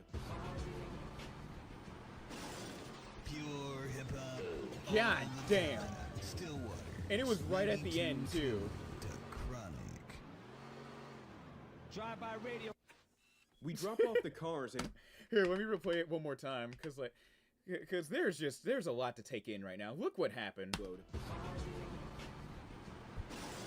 Pure hip-hop all the time. Stillwater's 92.2 to Chronic. Drive-by radio. So what happened was that I noticed that I was about to miss the exit, so I overcorrected myself. And by the time I did correct the turn, well, all hell broke loose. The car tail finned, and then it went off and then it went right off the railing of that highway, and then I had to replay that entire mission. We drop off the cars, and Lynn calls telling us that her boy Samson has finished modding them, and she wants us to come to a nightclub so that we can discuss the next step of her plan. When we make it to the club, Lynn invites us to the I might keep this going for 15 more minutes because as you can tell, I'm getting noticeably tired. Dance floor, ordering us to not look so conspicuous. We're told that Samson rigged the car with bombs that are set to go off once the engine reaches a high enough temperature. There's a race in Chinatown going down tonight, and if we want those bombs to detonate, we need to take the lead and bait each racer into hitting the nitrous. Outside the club is Troy, who shows up in a dope-looking ride. Troy somehow heard about this plan, and he proposes an alternative idea. Instead of actually being good at the race, all we should do is just pull up to the side of one of the competitors and let Troy bait them into kicking off their nitrous by throwing insults at them. Not a big fan of this mission. Troy's plan is better simply because it cuts to the chase and I gotta make sure Troy gets his tonsil off, and then some of these guys will Troy expresses how some of these guys will march faster than going undercover with the rollers. I don't like the idea of Lynn going undercover. You roll with people long enough, and pretty soon you start thinking like them. The race starts, and so does the plan. We have to try and maintain speed with the Oh, look at that. I put in the driving music from Yakuza 5. other racers long enough for Troy to hurl out one of his insults and trick the guy into setting off the bomb. Yeah, you didn't know who you were fucking with, did you? Watching a movie about street races doesn't make you a tuner, buddy. Once all the racers are cleared out, Lynn gives us another call telling her to meet her at a tea house in Chinatown. She thinks she might have a way to fall in deeper with the rollers. Arriving at the tea house, the first thing we're greeted to is a dude going out sad. Need a All right, light? that's right. There was there was literally no reason for Lynn to do all this. Come on now. Fucking asshole. I like how he changed his tune as soon as Lynn thinks that their plan to take apart the rollers from within is moving too slow. I hate and that they should. I really hate when people do that shit in real life. Like they'll say some crazy shit to you, and then when you pull up on them, they're like, "Oh, they get quieter than a church mouse." Escalate things. A guy named Joseph Price leads the crew, and he's best friends with a mechanic in the rollers named Donnie. Lynn wants to win over the trust of the higher-ups of the rollers so that she can have access to info that low-ranking crew members don't. For this to work, she wants Playa to go over to Donnie's garage, tear it up a bit, and pretend to. God damn it. Okay. Holy shit. All right. Yo. All right. I am so. God damn it. All right. I know it's unexpected, but again, this is a whatever type of stream. I am very, very tired right now. As you heard my yawns, it just came over me. Here, hold on.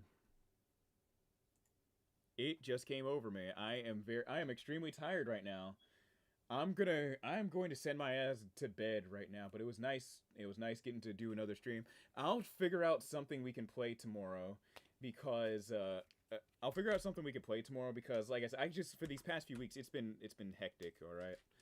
But still, if you like the stream, make sure to follow me on my social medias, on Twitter, on Instagram, and make sure to keep up with my channel, my community on Discord as well. I've got links to that below. And oh Jesus. Yeah, you're right. It just hit me just now. Like I am really, really tired. Like, but still, see, look, I can't even keep my thoughts straight. If you want to support this channel financially, make sure to holy shit. See, look, if you want to support the channel financially, make sure to donate to either my Cash App and my PayPal. And I also just set up a Venmo. I keep forgetting to put the links in the description, but still, I'll try to probably add it afterwards, and that is if I remember that in the morning. But still, like I said, it's been a long day. I've been out and about all day. It's been long. I didn't think I was gonna crash and burn this early, but here we are. But still, thank you all so much for showing up. It was nice getting to talk with you and reminisce over my little project. But still, all right. Let's cue it out. Let me cue up the music real quick. Sorry, let me get something short too. Here, hold on a second. Oh, they don't even put the song length in there. Cool. Oh, shit. Fuck it. Let's do one from Persona 3. No, fuck Persona 3. Oh, no, I don't mean that, but still.